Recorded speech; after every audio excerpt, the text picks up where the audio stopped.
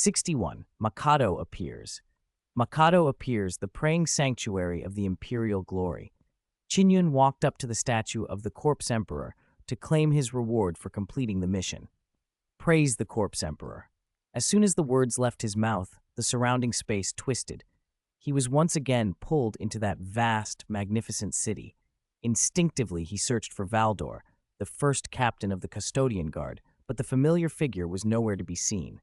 Instead, not far away stood a young man in a golden robe, leaning on a staff. Silver hair fell over his shoulders, and a laurel wreath crowned his head. "Child, you have come," the youth said. His voice carried a calm, ancient wisdom that did not fit his youthful appearance. "Who are you?" Qin Yun asked, puzzled. "Where is Valdor?" "You may call me Mikado," the youth replied, "or call me an old man if you prefer. As for Valdor, he has other matters to attend to." "You are Mikado?" Qin Yun blinked in surprise. "So young? Shouldn't Mikado be very old? Why did he look like a young man?" "This realm reflects the mind, not the body," Mikado explained with a hint of amusement. "In truth, I am still young. I merely chose an older guise once, worked myself too hard. Overworking does no one any good." Qin Yun was momentarily stunned. He had expected the legendary Mikado to be stern and humorless. The three archmagos of the Imperium were reputed cold and ascetic. Joking seemed out of character. "So are you alive or dead?" Qin Yun asked the question that had been nagging him. "Is that important?" Mikado replied. "Just curious. Curiosity is good, but now is not the time for answers." Mikado did not elaborate on life or death. "Come, child, your gift is ready." He led Qin Yun down magnificent but empty avenues to a grand hall. A black sun hung over the sky, casting its strange light into the chamber. "Your gift is inside." Mikado paused at the hall's entrance and gestured for Qin Yun to enter alone. Inside, the first thing Qin Yun saw was the magnificent statue of the corpse emperor. In front of it, a pair of pure white wings hovered, radiating a clear, holy light. When Qin Yun reached out, the wings flowed like liquid light and merged into him. In an instant, a tremendous burst of radiance erupted, a pillar of light that pierced heaven and earth, and then, as swiftly as it had come, vanished. The moment was brief, but the flash left ripples across the warp. Souls and minds adrift in Tzeentch's currents noticed the anomaly. Far across the galaxy, on the Blood Angels' homeworld of Baal, the world burned under waves of invading Tyranids pouring through a failed void battle. Countless organisms swarmed the surface and its two moons. Mephiston, chief librarian of the Blood Angels, and his brothers were performing a ritual to hold back the warp. If they failed, the curse of chaos would taint the Blood Angels' gene seed. Even if the Tyranids were repelled, the Archangel's line could be corrupted. Khorne's greater daemon, Kabanda, barred by their power, snarled with cruel delight. "Let me see, my lord's favorite little angels have closed the door?" Mephiston's focus did not waver. "You cannot pass. The son of the Archangel will not allow it." Kabanda was about to answer when something in the warp tugged his attention. He turned and his face took on a look of greedy longing. Mephiston followed his gaze and his face went pale. From the light, a being with pure white wings had formed, suffused with a terrible, radiant power. The Archangel? Mephiston hoped, but there was no stir of the Blood Angel's bloodline in him. This was not sanguineous. So what was it? An ally of humanity or something else? "A better skull," Kabanda muttered, desire in his voice. But he turned back to Mephiston with a cruel grin. "Before I hunt that prey, I will make you join my host." On the frozen moon Crassus, Eldrad Ulthran, the Eldari Farseer, broke his meditation and opened his eyes in shock at the same sudden blaze in the warp. The newborn presence was faint but bore the signature of immortality. Eldrad looked toward humanity, toward Belisarius Cawl, Inquisitor Greyfax, the living Saint Celestine, and others guarding a troop carrier, faces set in wary confusion. Not long before, the Eldari had aided these humans against pursuers and even promised to ferry them to Macragge via the webway. Still, humanity mistrusted the Eldari and refused to let them near the carrier carrying the armor of destiny. Eldrad considered warning them about the anomaly, then decided against it. They were already where they were. Telling them would only spread panic. On an unknown planet, Magnus sat upon his throne and laughed, a strange, cold sound. Father, are you still unwilling to give up?" He watched his father writhe under a psychic assault, struggling in death. Magnus would not allow his father to triumph. Elsewhere, on a recently sacrificed world, Ahriman listened as whispering servants in the shadows described the warp's shifting tides. Chaos will devour everything, they intoned. Everything the corpse emperor does is futile. Ahriman pondered how to snuff this fragile spark of hope and bring humanity finally into the age of gods. Qin Yun had no idea that his sudden flare had been noticed in the warp. When the light faded, a pair of pure white wings now gave shape to his back. He walked out of the hall to find Mikado waiting. "Child, you have received your gift. It is time to say goodbye," Mikado said.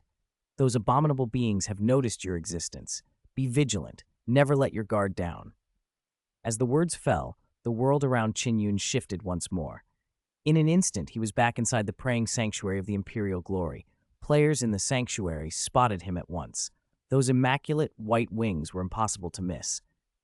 They crowded around, eyes wide. "Wow, the guide leveled up again." Wings, standard for a living saint. This game should be renamed Living Saint Cultivation. Think the guide's feathers can be used as holy relics against daemons? Qin Yun watched the players' curiosity, and a couple who looked like they wanted to pluck a feather, with a throb of headache. He sent them away. A projection of shieling appeared before him. "Master, the new reservation slots have been released," She said. "New players will log in 2 days." The warp, the Star Realm Knight's battle barge, drifted ever deeper into Tzeentch's storms. The navigator was driven half-mad by the tempest, unable to find direction or a way back to Holy Terra. Alarms screamed. Tzeentch spat countless demons through the hull, creatures manifested amid the screams of mortals. Astartes cut them down again and again, but the demons returned, endless as a tide. Exhaustion and despair crept through the ranks. The noose of death tightened. Just when all seemed lost, the navigator, on the verge of collapse, found a fleeting spark of clarity. A flash of light revealed the bearing of Holy Terra. "Take us out of Tzeentch at once," Chapter Master Sard ordered. P.S. Mephiston looks like chaos, but is actually loyalist. Another beautiful day. 62. Astral Night. After the rebels on Atoma planet had been completely crushed, several hive cities entered a hectic period of reconstruction. Heavy machinery cleared away charred, crumbling blocks. On the ruins' foundations, new, magnificent cities rose. The lives of the hive cities' inhabitants changed drastically. Children of school age were sent to study. Able-bodied men and women either enlisted or found work in factories. A primitive social security system began to replace the brutal neglect they had lived under. The planet's economy recovered rapidly. Salvagers repaired derelict ships for trade.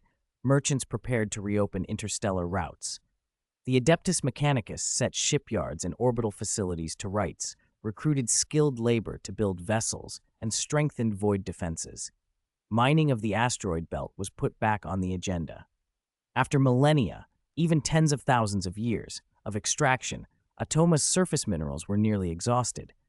Yet humanity had still tapped less than 0.5% of the system's resources. The void itself offered boundless wealth for those willing to reach for it. Qin Yun had Casca the Sage apply gene techniques to mass-produce computational servitors. He ordered the Adeptus Mechanicus to alter their brains for greater capacity. These computational servitors would run automated flesh wetware factories, serve as mining units, and generally lift production efficiency across the system. The cultivation of Astartes accelerated as well. Whether by the Emperor's direct blessing or the player's intervention, gene organs grown from players' gene seeds matured far faster than usual. In just over a month, the organs reached transplantable stages, and implantation into human hosts produced negligible rejection and much lower mortality than standard procedures. Casca's estimates suggested a god-chosen's gene seed could turn an ordinary human into an Astartes in 2 to 3 months. If all went well, Qin Yun could bring a full complement of Astartes to the Battle of Makraj, a move that would dramatically increase his bargaining power. At the same time, new players who had reserved slots poured into the game. The praying sanctuary was packed to the rafters. "It looks like we need another login point at the cathedral in Tyrene Hive City," Qin Yun said, watching the crowd below from a high balcony. Players always logged into the Warhammer world at the praying sanctuary on their first entry. On subsequent logins, they could either return to that initial point or resume where they had last logged out. Deaths always returned a player to the initial point. Qin Yun had discovered early on that he could change the initial login and resurrection point, but doing so cost vast amounts of faith value. Now, with ample faith and Atoma secured, he finally planned to set a new, more convenient initial point.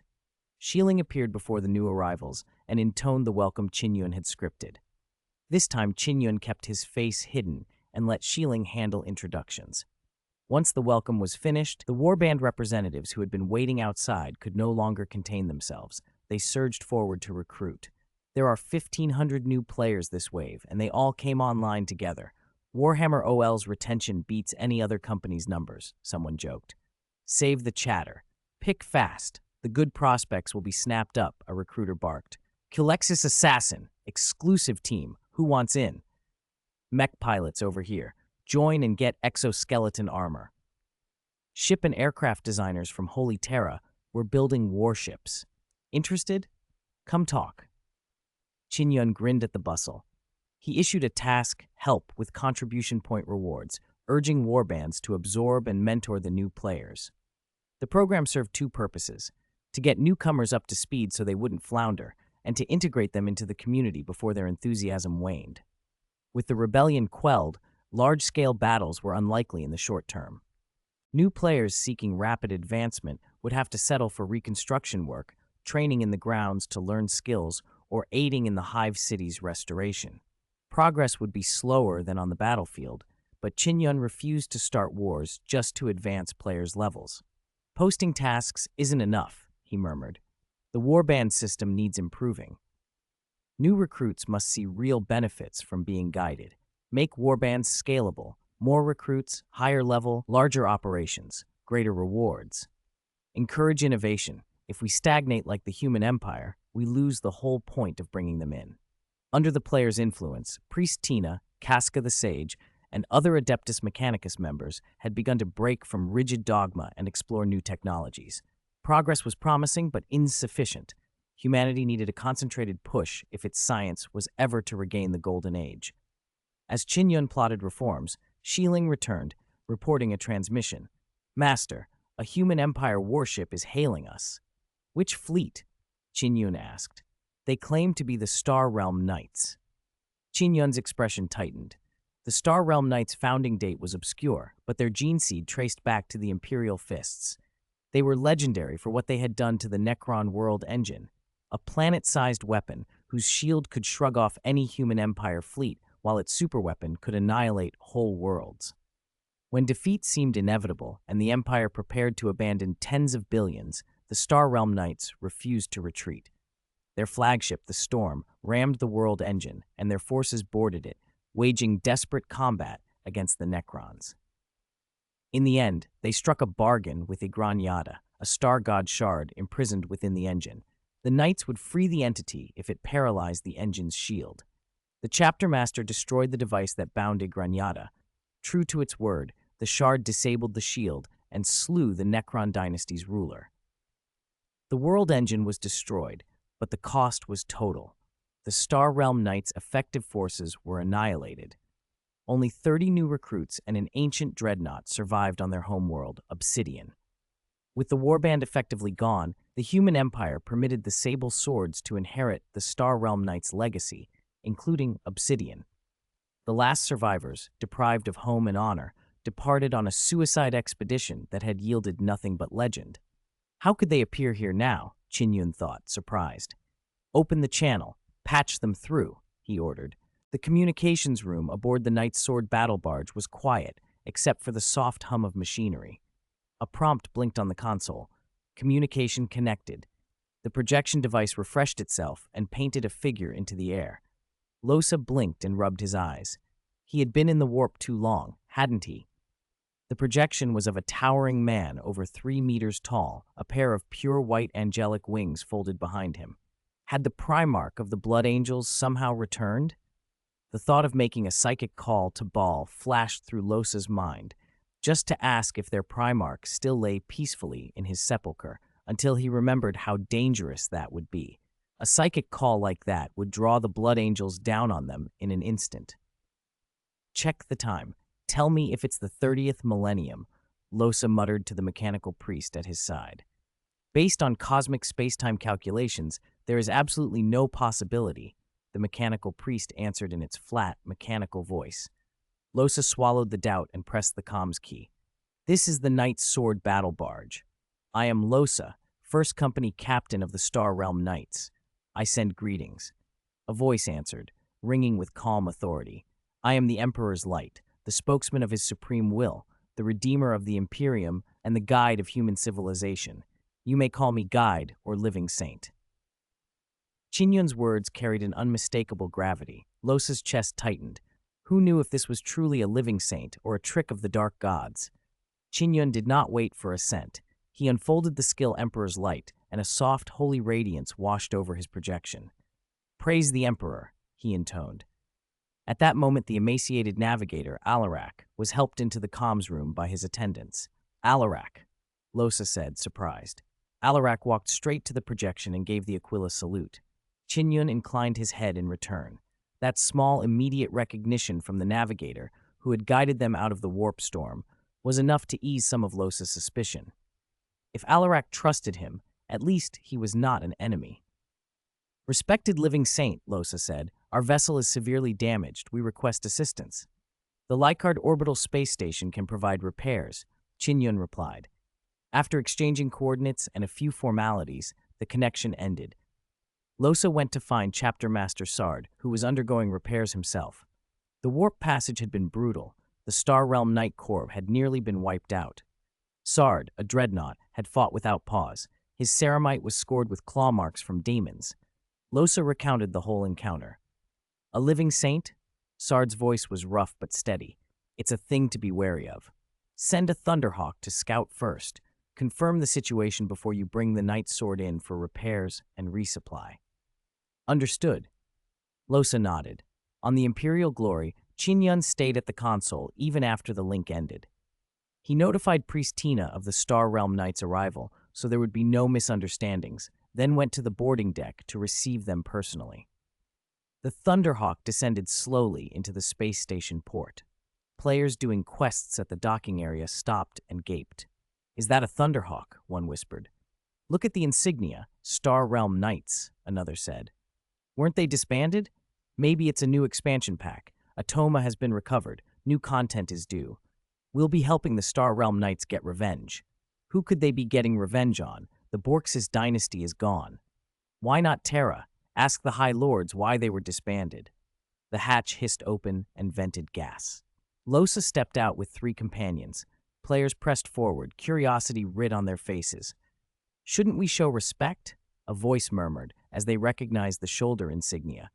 Qin Yun's voice cut through the crowd with quiet authority, and everyone stepped back. He walked forward and stood before Losa and his men. Welcome to Atoma, he said. Through their comm channels, Losa's companions commented on Qin Yun's height and odd appearance. Is he really a living saint? He looks like one, or a mutant. Don't speak carelessly about mutants. Losa warned them, and then unlatched his gorget, removed his helmet, and showed his face as a gesture of good faith. I apologize for intruding, he said.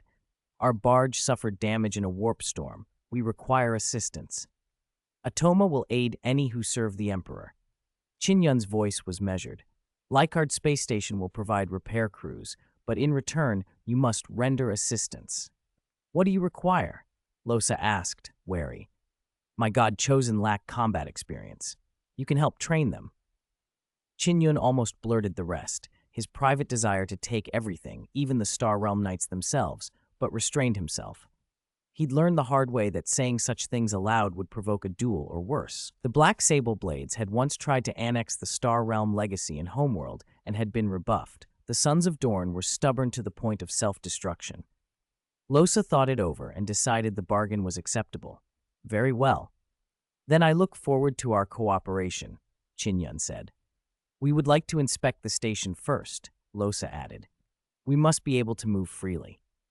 Of course, Qin Yun signaled Priest Tina. She will escort you around the station. You may roam, but if you see any god-chosen acting oddly, ignore them, Qin Yun warned. Losa frowned. What exactly are these god-chosen? They are those blessed by the Emperor, Qin Yun explained. Their lineage traces back to Holy Terra. Many have only recently come into contact with the wider Imperium and remain intensely curious. Sometimes their actions seem incomprehensible, but they do not mean harm.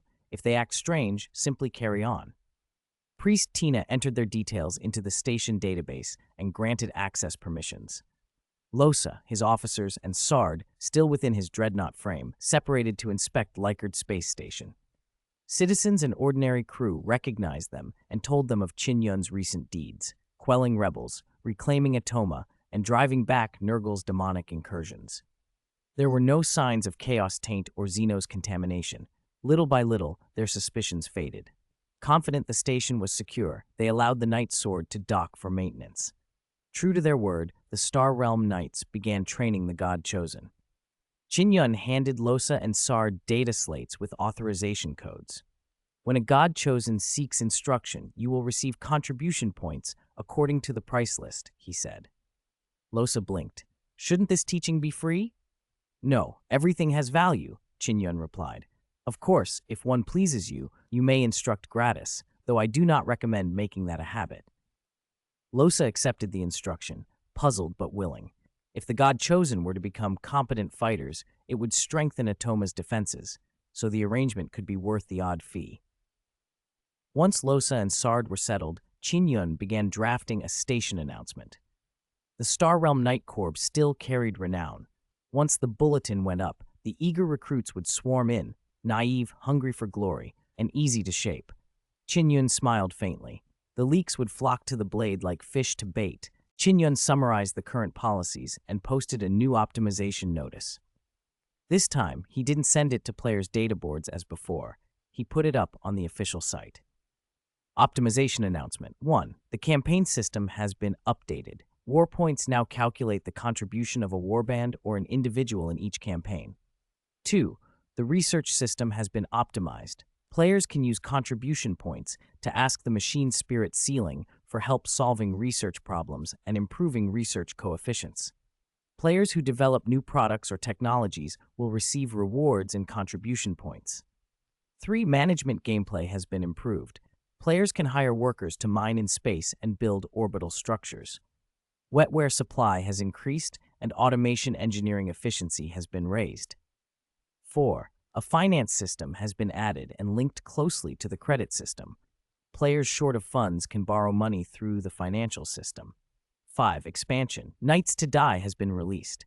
The Star Realm Knights, stranded at Likard Space Station by a warp storm, will offer training to players. Daily thought. If loyalty is not absolute, it is absolute betrayal.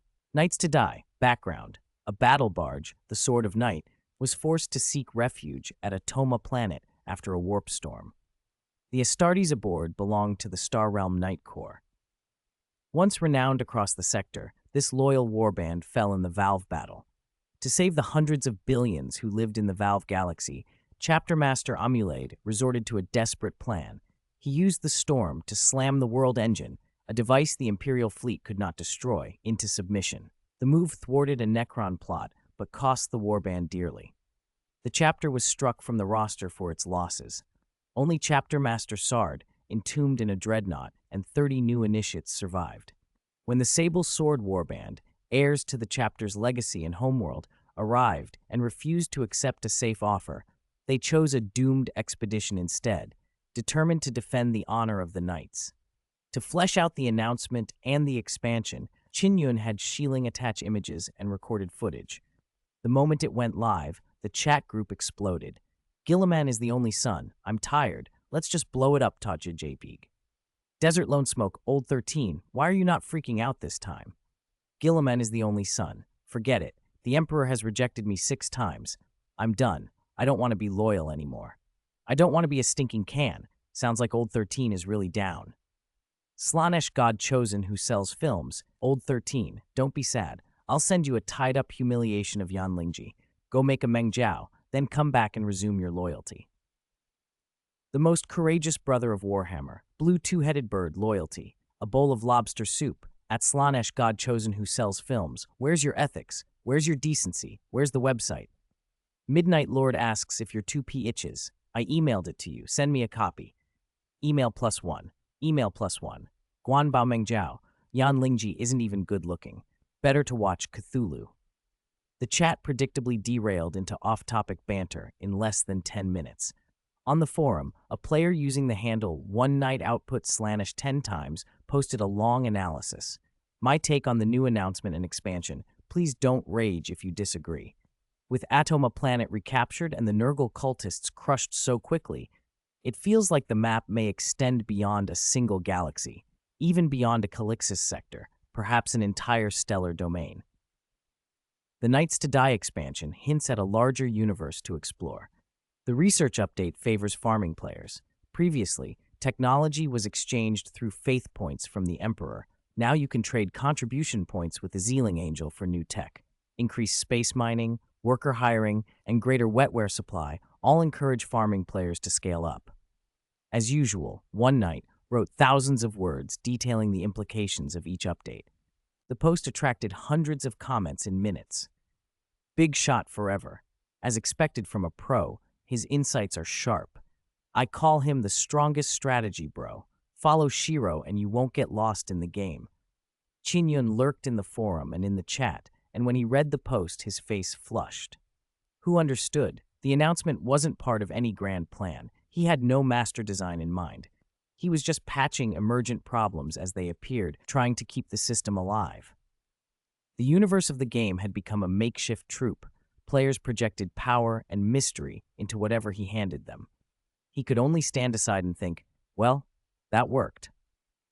Not long after the announcement, eager players began seeking training from the Star Realm Knights. In the training grounds, Warmaster was the first challenger. He entered the dueling arena holding a training longsword stripped of its power field.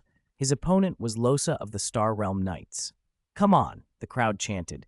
Don't let us down. Get first blood. Duels were daily life for Astartes warbands and a place to earn honor. Any character with a reputation would show up in the arena. PvP had always been a core part of the game, and now that real Astartes were on site, excitement was high. Players wanted to measure themselves against true warriors. Not vigilant enough, Losa remarked, as Warmaster stepped in. A true fighter keeps a combat stance at all times. Warmaster said nothing. He fixed his gaze on Losa, gripped the sword with both hands, and slashed. Losa sidestepped the downward strike and closed fast. His dagger pressed against Warmaster's throat. You're dead, Losa said. The arena fell silent. Warmaster was stunned. One blow, and he'd been defeated like chopped vegetables. The nearby players exhaled in disappointment.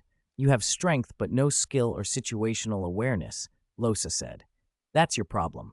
Two-handed attacks have nuance. At close range, you use a horizontal sweep to cover area, force the opponent back, and create space. And you don't swing at full force. You reserve power for the unknown. Warmaster's face fell. Being killed instantly by an NPC sapped his spirit until the game popped up messages in his HUD.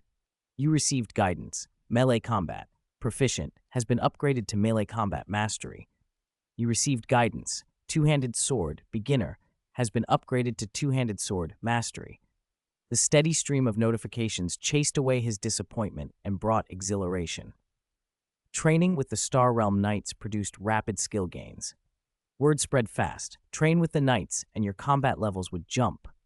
Players flocked to them in droves.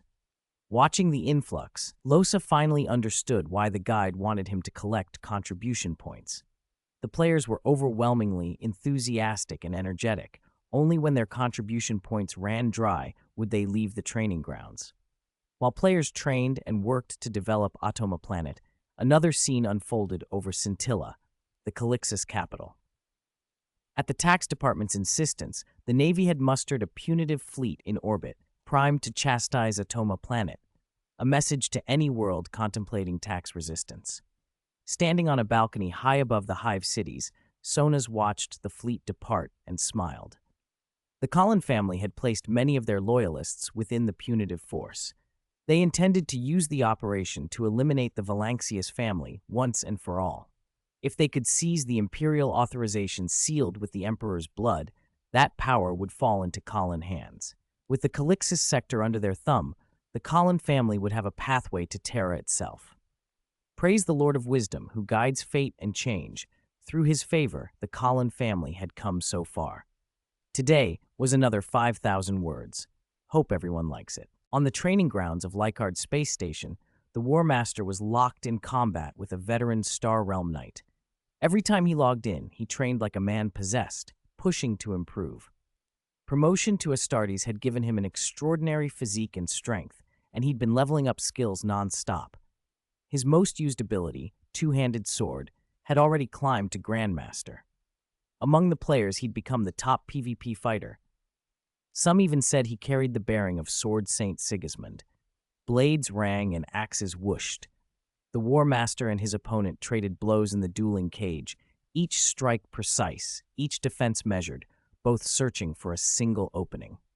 After a heavy impact, the Star Realm Knight stumbled back. The War Master seized it, parrying a battle axe and pressing the cold tip of his sword to his opponent's throat.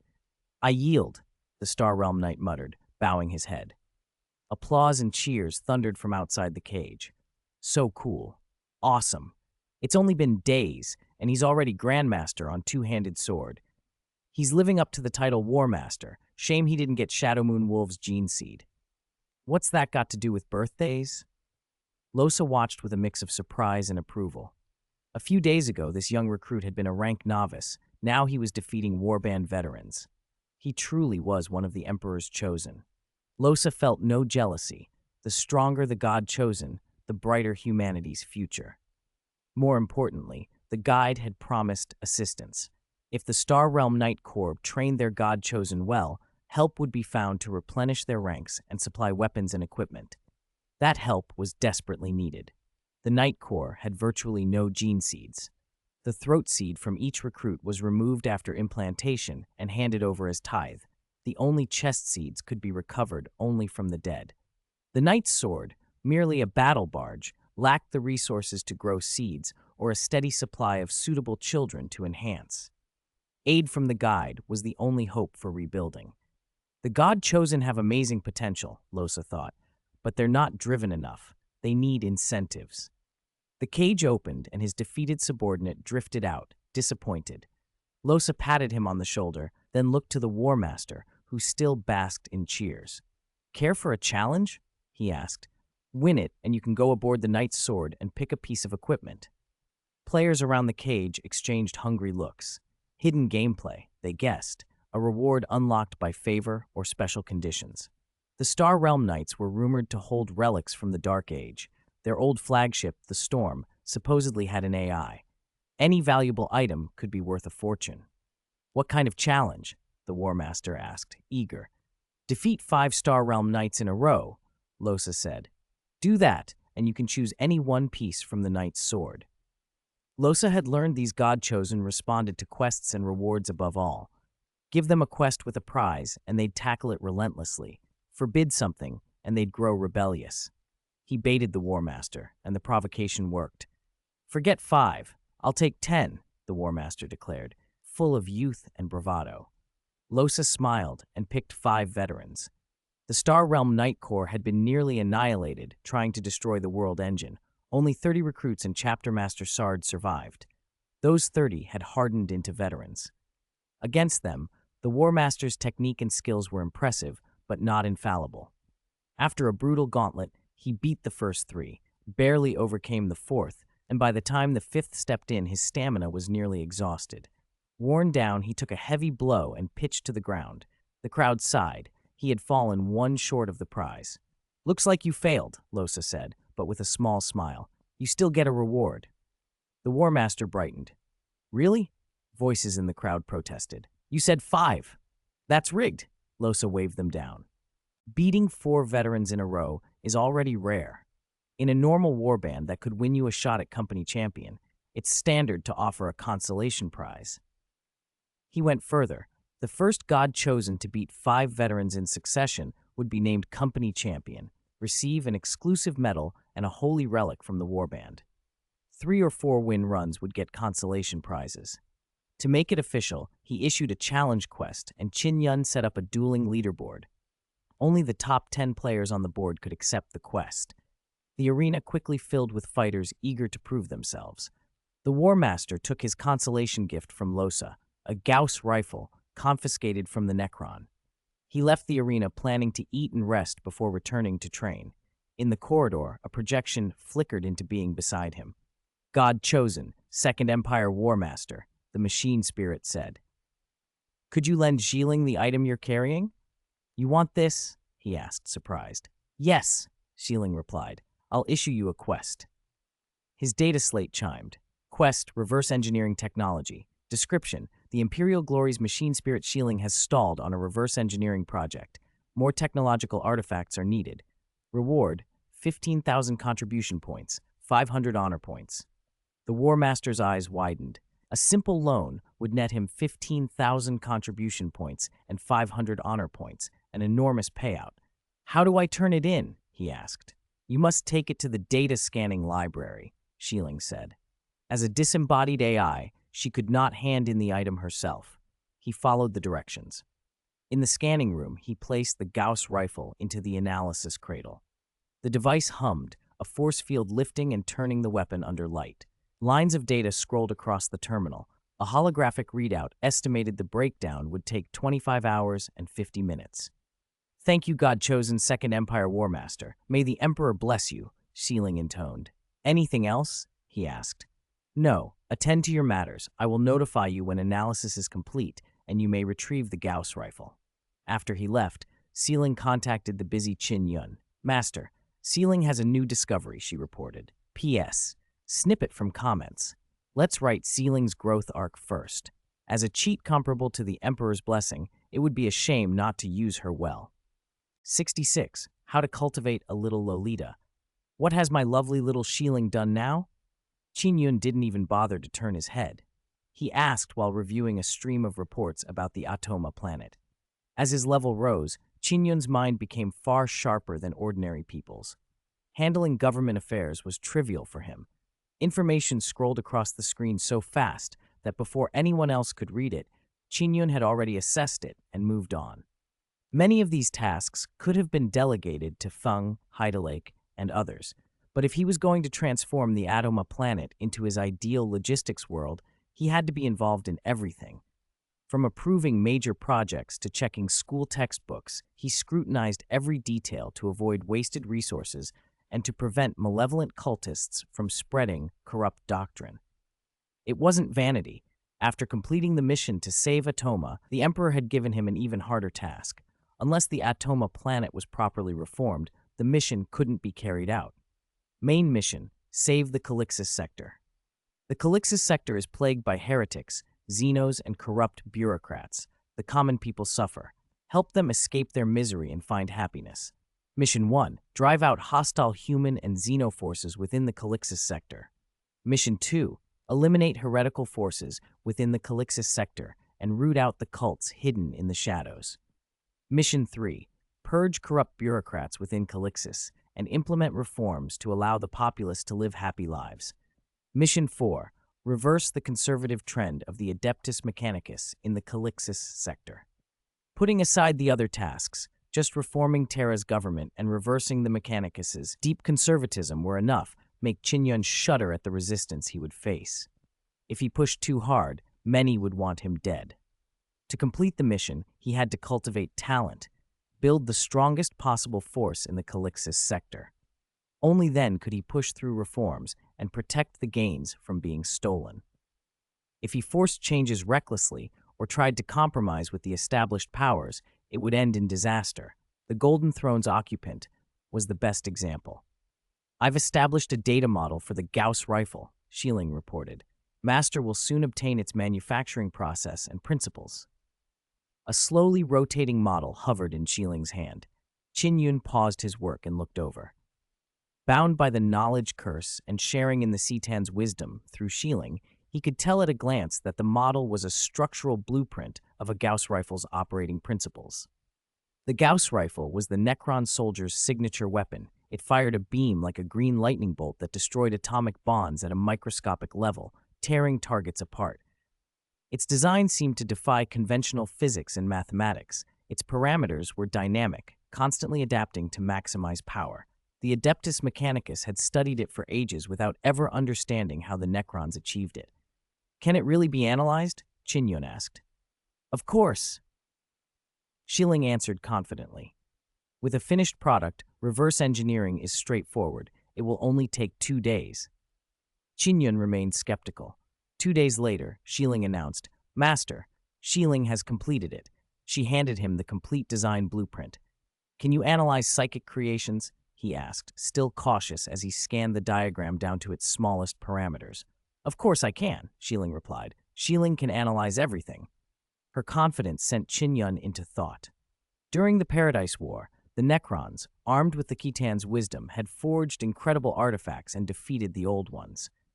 The Titans' weakness had been their inability to perceive the warp. After Shilling became tightly bound to him, that weakness had vanished. That meant Shilling had potential far beyond other Khitan-derived intelligences. He felt unworthy as a mere transmigrator. Such a powerful asset stood beside him, and he had not fully exploited her. "Shilling, how can you improve yourself?" Qin Yun asked.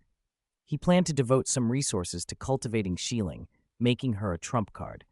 "I am highly bound to Master," Shilling said. "The stronger Master becomes, the stronger Shilling will be. I can also improve by upgrading the ship and by absorbing knowledge I don't yet possess." "How exactly?" Qin Yun pressed. "For example, upgrading the ship? Provide Shilling with enough metal, and I will decompose and integrate it, upgrading the Imperial glory. That will give Shilling more computational power and allow her to unleash more strength. And absorbing new knowledge?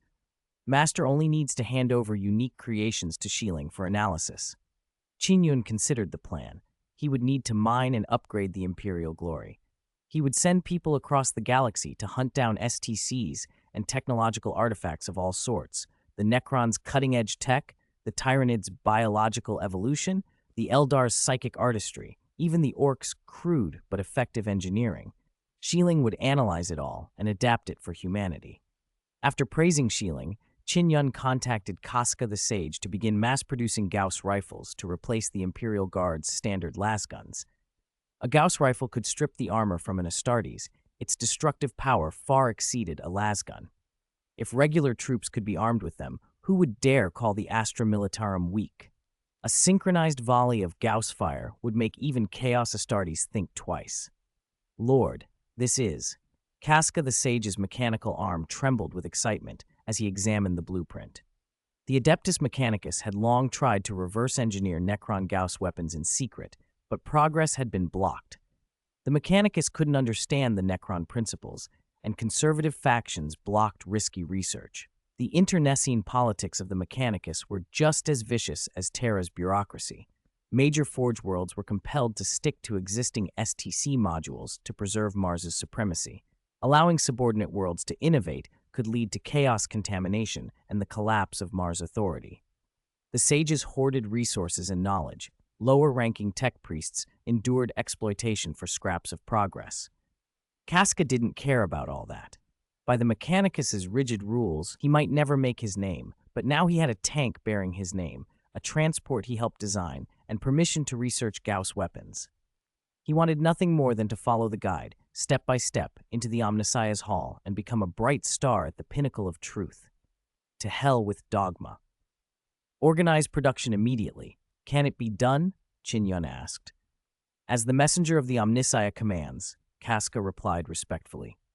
"I will arrange for the factories to begin production and optimize the designs." The warp churned, and the fleet fought through the storm, the Astronomican's guidance flickering as navigators shrieked in torment. Even in such conditions, the punitive fleet reached its destination. The void opened, and the fleet dropped out of the warp at Mandeville Point, then engaged conventional engines for the jump to their target. Aboard one battleship, Angeduo worked as a staff officer, studying the holographic star map with thinly veiled malice in his eyes. Tightly bound to his family and the Colin clan, he'd come to ensure that the punitive fleet would utterly annihilate the Valanxius family. 67. The conspiracy isn't as good as the opening. The Bronze Sword Bridge, flagship of the punitive fleet. Rear Admiral Shia Tart stood at the rail of the command platform, looking down at the bustle of the bridge. When the announcement came that they had successfully exited the warp, she lifted her head toward the forward porthole. The plastisteel plates over the reinforced glass slid aside and the void unfolded. a breath-stopping scene of stars and the scarred rift beyond. The void shield powered up, briefly warping the light of the cosmos. Initiate wide-area auger scans, full spherical, first 16,000 meters, then expand to 160,000 kilometers, Xia ordered crisply. All ships form up, match the bronze sword's speed. Destination, Atoma planet. Communications officer, hail Atoma. Demand an explanation for their refusal to pay the tithe before we arrive. She added, No need, madam. Staff officer Anjeduo cut in. We're here to punish sinners. Don't waste words. Staff officer Anjeduo is right, chimed in courtiers from the Colin family contingent. Their voices echoed obedience and calculated flattery. The Colin bloc had deep influence in the fleet hierarchy. No one wanted to cross them. Xia Tart surveyed her officers coolly. I am the fleet commander. Even so, Anjeduo pressed, if they offer an explanation, will we abandon punishment? His words were a blade. Xia's eyes narrowed. Are you implying insubordination? She asked. Anjeduo stiffened. I am not. Then carry out my order. I am the fleet commander, and I will accept the consequences. And stop fidgeting in front of me, Xia said, voice darkening. You irritate me. I won't hesitate to find a charge and blow your head off. Anjeduo's knuckles went white. Rage flared, but naval law was absolute. During operations, officers must obey the highest authority unquestioningly. If he were accused of insubordination and executed, his family could not appeal. He swallowed the retort and held his silence. After several attempts, the punitive fleet made contact with Atoma. The communications projection refreshed, but it was not the Valancius family's Feng who appeared. A tall man stood in the hollow, a pair of pure white wings unfurled from his back. He looked like the legends of Sanguinius incarnate. For a moment the bridge fell silent. Officers exchanged stunned glances. Many thought for an instant that the fabled Primarch, the father of the Blood Angels, sacrificed in the Emperor's name, had returned. The man's voice cut through the silence with crystalline clarity. Welcome to Atoma. I am the Emperor's messenger, the earthly spokesman of his supreme will, his emissary among men, the guide of humanity, the redeemer of the Empire. I am Rear Admiral Xia Tart of the Calixis fleet, ordered to collect overdue tithes from Atoma planet and to administer punishment, Xia replied, steadying herself. Qin Yun, the projected figure, spoke without hesitation. Atoma suffered rebellion and supply shortages. Once production resumes, the tithes will be made up. Refusing to pay taxes is refusing to pay taxes, Anjeduo shot back. Our purpose here is punishment. Qin Yun raised his hands and used the skill called the Emperor's Light. A sacred golden radiance bathed him. In that glow, he looked almost divine. The Empire raised in his name would never lash out for such a thing, he said. Only those who usurp his name would be so harsh toward his people. Astropath Jelen lit, standing by Xia, trembled, and quickly rendered the Aquila salute. Praise the God Emperor. The light feels like the Astronomicon. Around the fleet, astropaths and navigators reflexively saluted. Their connection to the Emperor was closest. They felt that light immediately.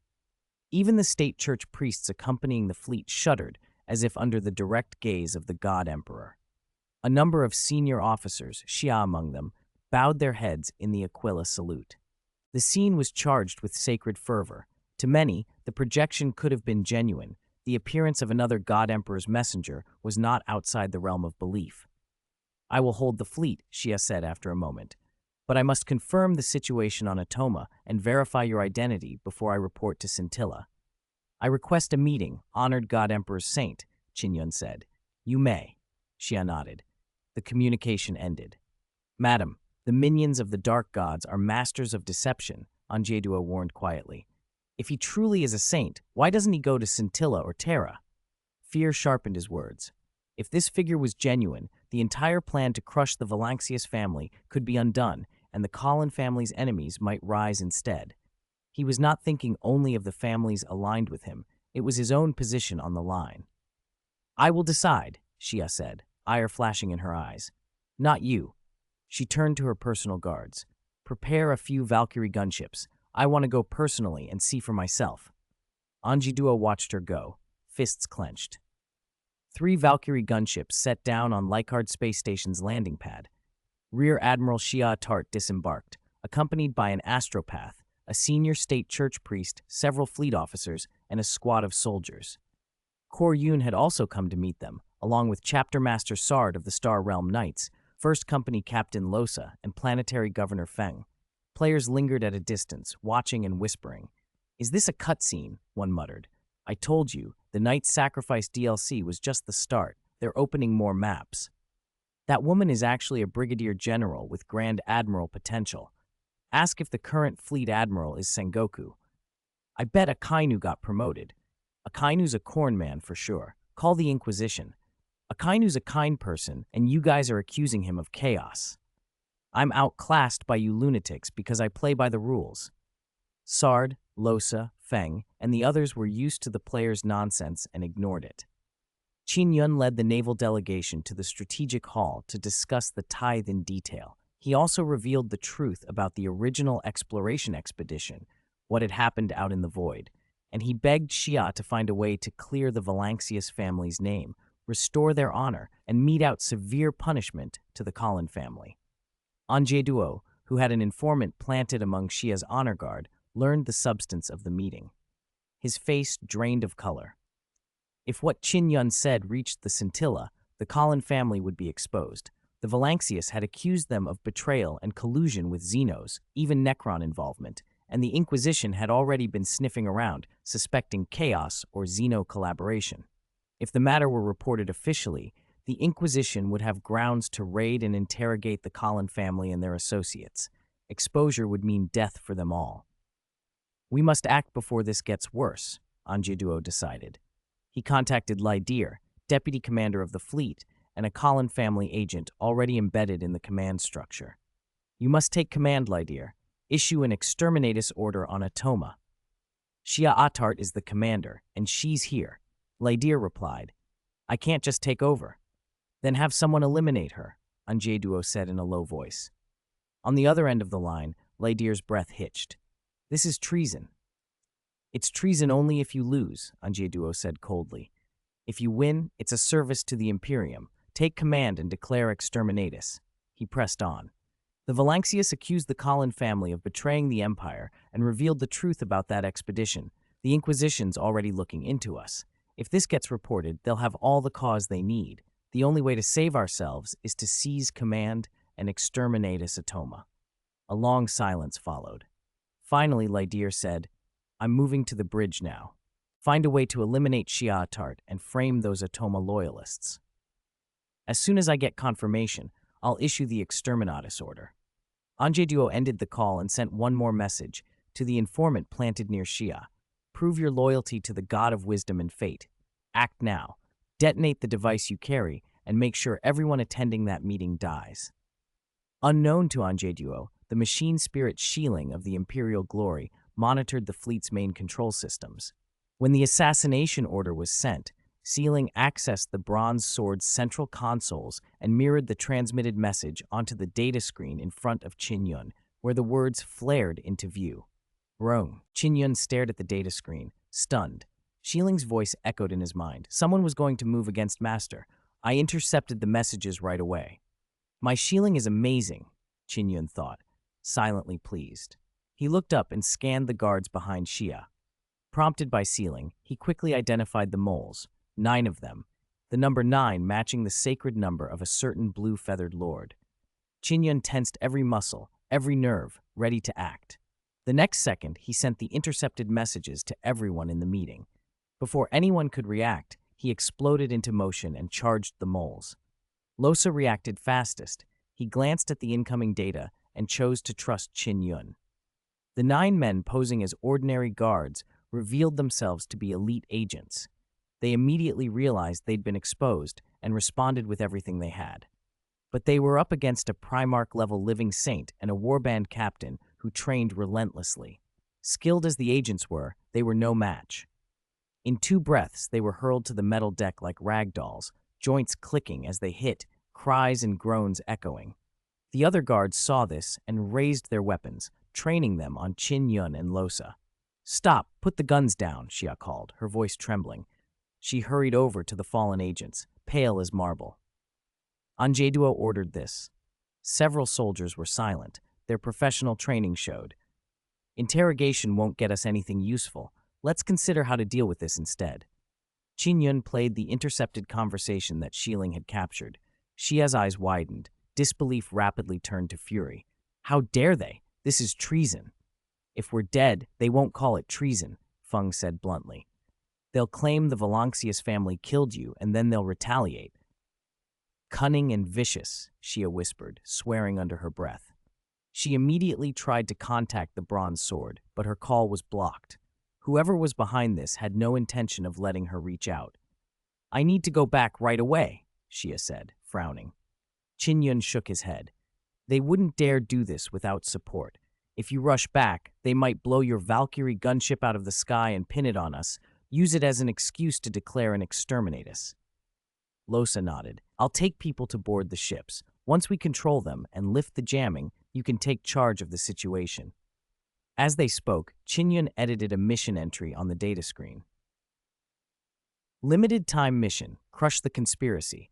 Followers of the Lord of Change lurk within the punishment fleet, intending to assassinate Rear Admiral Xia Atart and frame the loyalists of Atoma Planet to provoke internecine slaughter. Such an act will stain the fleet commander's honor. If no retribution is found, it will be difficult to placate the Corpse Emperor's wrath. We require combat-skilled God-chosen to board and seize control of the warships. Sign up with Losa, first captain of the Star Realm Knight Corps. Reward 15 contribution points, 80 honor points. Add a reward. The player with the highest mission score gets a holy relic, Losa said. Qin Yun raised an eyebrow at Losa's savvy. He added the line. Reward. A holy relic from the Star Realm Knight Corps. He also updated Losa's location so players could find him easily. What are you doing? Xia demanded, suspicious. You'll see, Losa replied with a smile. Footsteps thundered before she could ask more. Players poured in like wolves sensing blood. This mission is mine. Don't even think of stealing it. Isn't there anything Damo doesn't want to rob? Holy relic? My holy relic. Limited time mission with a holy relic. I'm casting a portal. See you next to Captain Losa. Xia stepped back, stunned. From the Saint and Losa she'd learned, these were God-chosen created within the Corpse Emperor's holy domain. Their behavior, so eager and unrestrained, seemed alien to Holy Terra's customs. When she'd heard the God-chosen described, she'd felt a chill. Why did they sound almost demonic? She immediately chastised herself. How could she liken the God-chosen to demons? That would be disrespect to the Corpse Emperor. The players surged before Losa, clamoring for the mission. I want it. Me too. I'm a Raven Guard seed. Give it to me. I'm the best choice. For the glory of the Sons of Dorn, give it to me, Captain Losa. Their enthusiasm astonished Xia. She was even more flabbergasted when she heard some had bought their gear on loans, risking life and limb and going into debt for it, more devotion than she'd seen in many regiments. The players chosen lined up to head to the boarding deck. Those who missed out sulked. Only Astartes can board. My knight is way stronger. You're going to drive a Zagul 1 into the corridors? You can't even squeeze through small passages. Dubu, when will Dora Workshop produce Iron Man armor and nanosuits? Knights need melee buffs too. It's not only Astartes, little alpaca went, that Battle's sister went. Why don't you cut off your hand and become both a knight and a sister? You're disgusting. I'm shaking. Battle's sisters can go, so why can't I? A tech priest. The Adeptus Mechanicus has tech guard units. Losa picked 50 capable players and divided them into 5 teams. Under the Star Realm Knights' leadership, those teams boarded the punishment fleet to seize control. With Sheiling's help, they evaded auger detection, blasted breaches in the hull with meltaguns, and forced their way inside. On the bridge of the Bronze Sword, Leydir leaned toward Anjay Duo. Any word from the moles? Not yet. It should take a bit longer. Anjay Duo felt unease knotting in his chest. The moles around Xia Atart were elite agents. They never failed. Something was off. Why were they so slow? Why don't we make a bold move and just announce Xia Atart dead? Leydir suggested. Anjay Duo hesitated, then nodded. Send people to eliminate any Corpse Emperor pawns who might interfere. Once we seize command, launch the attack on Atoma Planet and order an exterminatus.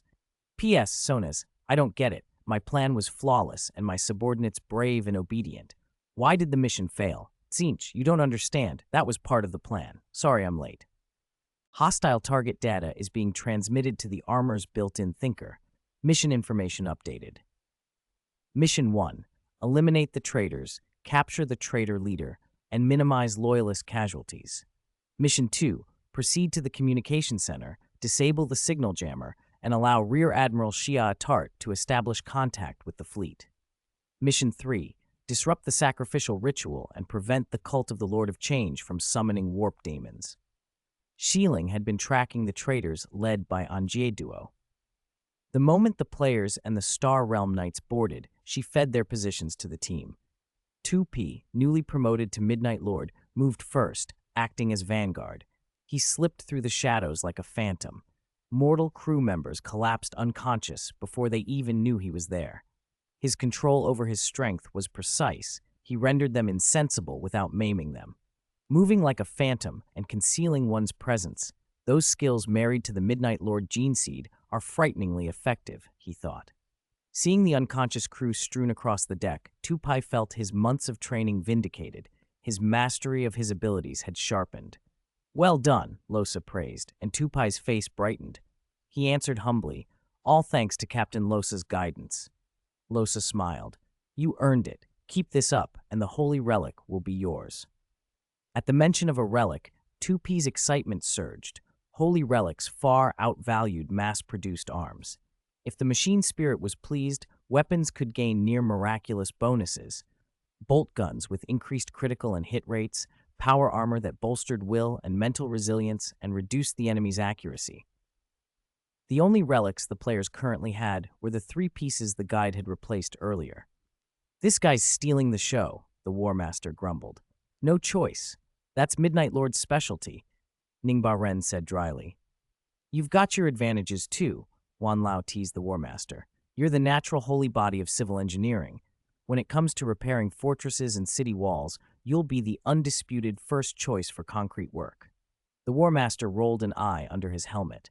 The gesture was lost to everyone else. Bald Donkey looked puzzled.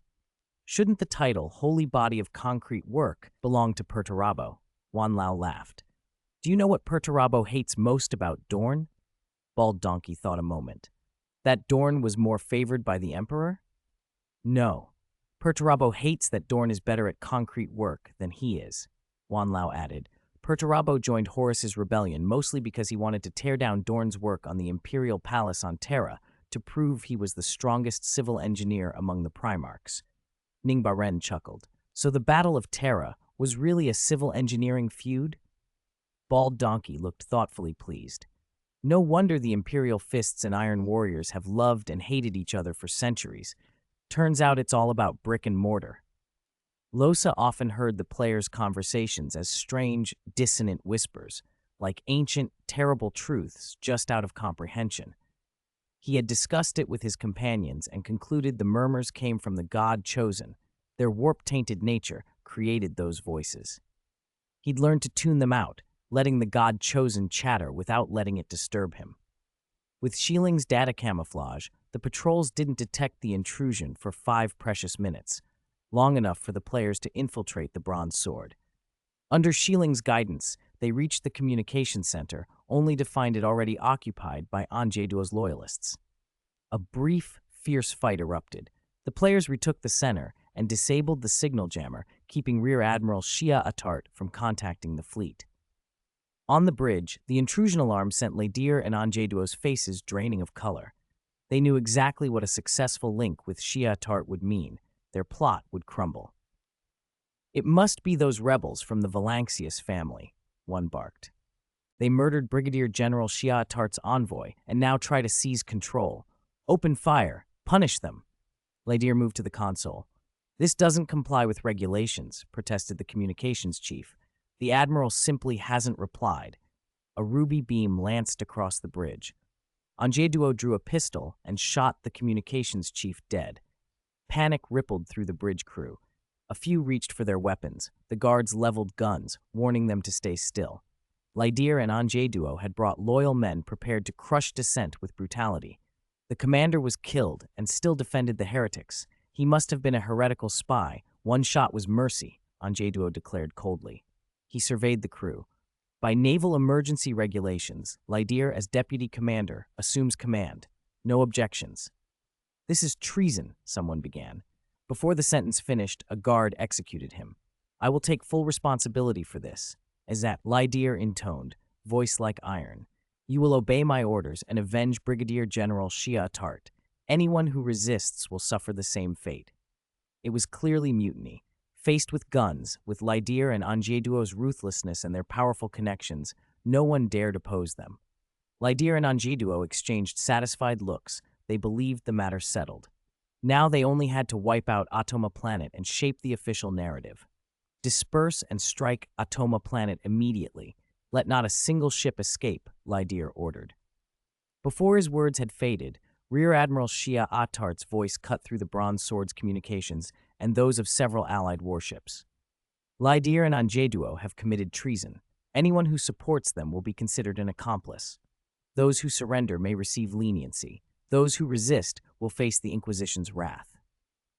The men who had thought the coup secured turned ashen. Gunfire erupted on the bridge again. Having seized the communications center, the War Master and other players were moving in to arrest the rebellion's ringleaders.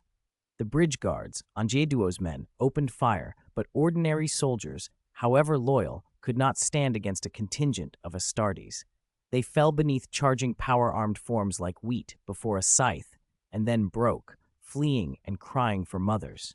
With the guards routed, bridge supervisors and crew snatched weapons and mounted a counterattack.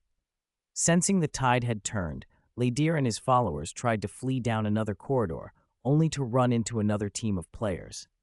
"You offended Lord Guide, and you still think you can run?" Wan Lao said as he swung a chain axe, cutting down several guard and seizing Lydir and Anjieduo. "Don't think that's all we've got," Anjieduo rasped defiantly. "You're already a prisoner and still shouting? You're utterly brazen," Wan Lao said, and drove a brutal punch into Anjieduo's face, shattering it. The other captives trembled. The ruthlessness of the players was unmistakable. Below decks, the cultists of the Lord of Change were midway through the planned sacrifice, Anjieduo's contingency in case his coup failed. If command had been seized, the slaughter would have been the offering. If it failed, the daemon's power could still turn the tide. With Cadia fallen and the Eye of Terror swelling, the cost of summoning Tzeentch daemons had lessened. 81 slave lives were all that remained for the ritual's completion. In the dim lower deck, an eerie cerulean light sketched shifting geometric patterns over the sacrificial circle. The shapes resolved into a portal, revealing a vast crystalline labyrinth beyond. "By the holy number of 9, descend, O God of destiny and wisdom, and bless your devout followers," the cultists chanted. Before a Tzeentch demon could step through, bolter fire tore into the chamber. Cultists participating in the ritual were blasted into pulp. The survivors whirled toward the entrance and saw a group of God-chosen bearing Imperial Aquila standards, firing with surgical fury. Zhang Ge, a Culexus assassin and battle sister Little Alpaca, the chosen Little Alpaca of God, had arrived with other players under Shiling's guidance. The ritual was broken, the portal faltered, and the lower deck rang with the staccato of gunfire and the cries of the damned. Bolters roared, chainswords screamed, and flesh flew.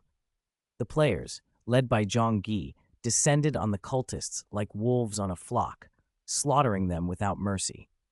"In the name of the Corpse Emperor, accept your punishment, heretics," cried a battle sister called Little Alpaca as she charged at the head of the assault, power armor clanking and an oversized chainsword, its blade etched with incense prayers, tearing through men and daemon alike. Bolstered by faith in the Corpse Emperor, her prowess rivaled that of players who had become Astartes. 9 psychers presiding over the ritual let out low roars, preparing to unleash shattering sorceries. Then their voices fell silent. Their power simply wouldn't form. The reason was Zhang Jie. Zhang Jie was not like the other players.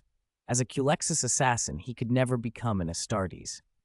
Where Primarchs and those anchored to them bore a hint of the warp, the Culexus was anathema to it, an antithesis. Zhang Ge could only deepen his Culexus nature, take the path of the Culexus Assassin King, and in doing so repelled the warp. Its transcendent power vanished before him like snow beneath a heat lamp. Within his domain, psychers were smothered, their spells dissolved on the cusp of being formed. Demons newly fed by the rift crumpled and were cast back into the warp with tormented wails. Stripped of their sorcery, the once mighty psychers proved weaker than slaves. Little Alpaca tore through them with her chainsword as if they were rag dolls. With the 9 psychers dead and scores of cultists cut down, the sacrificial rite collapsed. The rift, however, did not close, it widened. From the other end of the tier, a shrill cackle echoed. A greater demon, the Lord of Change, a bird-headed thing draped in blue-purple feathers and an ancient Greek-style robe, stood amid the shimmering madness, staff raised, sustaining and widening the portal. Pink horrors chattered, blue horrors danced, flamers waved multiple arms, and the Lord of Change extolled the inexorable perfection of the great plan. Tzeentch's hosts would spill over Holy Terra and undo the schemes of the Cursed Ones. Zhang did not listen to boasts. "You provide cover," he barked.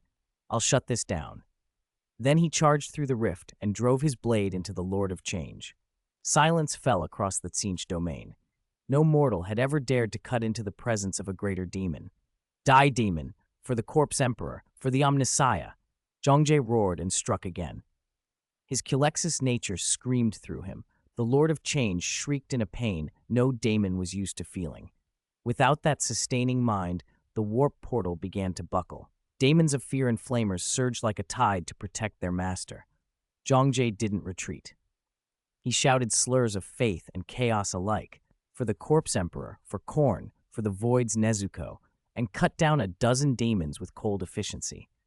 More swarmed him and toppled his armored form again and again, but he rose each time, firing his bolter and hacking with his sword. By the end, his armor was shattered and scarred, his combat blade broken, his bolter empty. Knowing he had bought the time he needed, Zhang activated the self-destruct in his suit. Melta charges detonated, and with a thunderous roar, the daemons around him were torn apart. Zhang was blown asunder. The Lord of Change reached with a predator's cunning to seize the soul of this insolent mortal, intending to torment and rend it as an example. There was nothing to seize. It found no soul at all. With the last of the sustaining will gone, the warp portal collapsed fully and utterly. The remaining Tzeentch daemons stared into the extinguished passage and responded with pained howls. "Master, is this part of the plan?" A demon of fear whispered into the crystal maze. 9 minutes and 9 seconds later, a faint voice answered from its depths. "This is part of the plan." When the rebellion of the punitive fleet was quelled, a luminous screen appeared before Qin Yun aboard Likard Space Station. He had leveled up. "Congratulations, you have gained experience. LV-12, LV-13, new skill learned, Divine Summon, consume faith points to summon players to your side. The higher the player's level and the greater the distance, the greater the cost. New skill learned, Divine Descent, consume faith points to descend to a player's side. The higher your level and the greater the distance, the greater the cost. Friendly reminder, Divine Summon and Divine Descent are the same skill type. Using any skill of this type triggers a 24-hour cooldown for all skills in the group." Qin Yun stared at the descriptions, and a grin tugged at his face. If he accrued enough faith points, he could call loyal players to him from across the galaxy. Not quite armies of ships, but a very handy trick. His mind raced through uses and limits. He could almost see the possibilities. The news that the ritual had been stopped and the daemons driven back left Anji-duo and the others pallid. They were finished. Under interrogation, they clung tight to silence, trying to protect families and patrons. That was before Qin Yun used mind touch. By breaking their psyches with ruthlessness, he read memories like an open ledger. The traces led straight to the Collin family. They were the leaders of the cult of change, devoted to Tzeentch, a faction built on scheming and deceit. Any house or officer who sought favor with the Collins had to swear into their cult.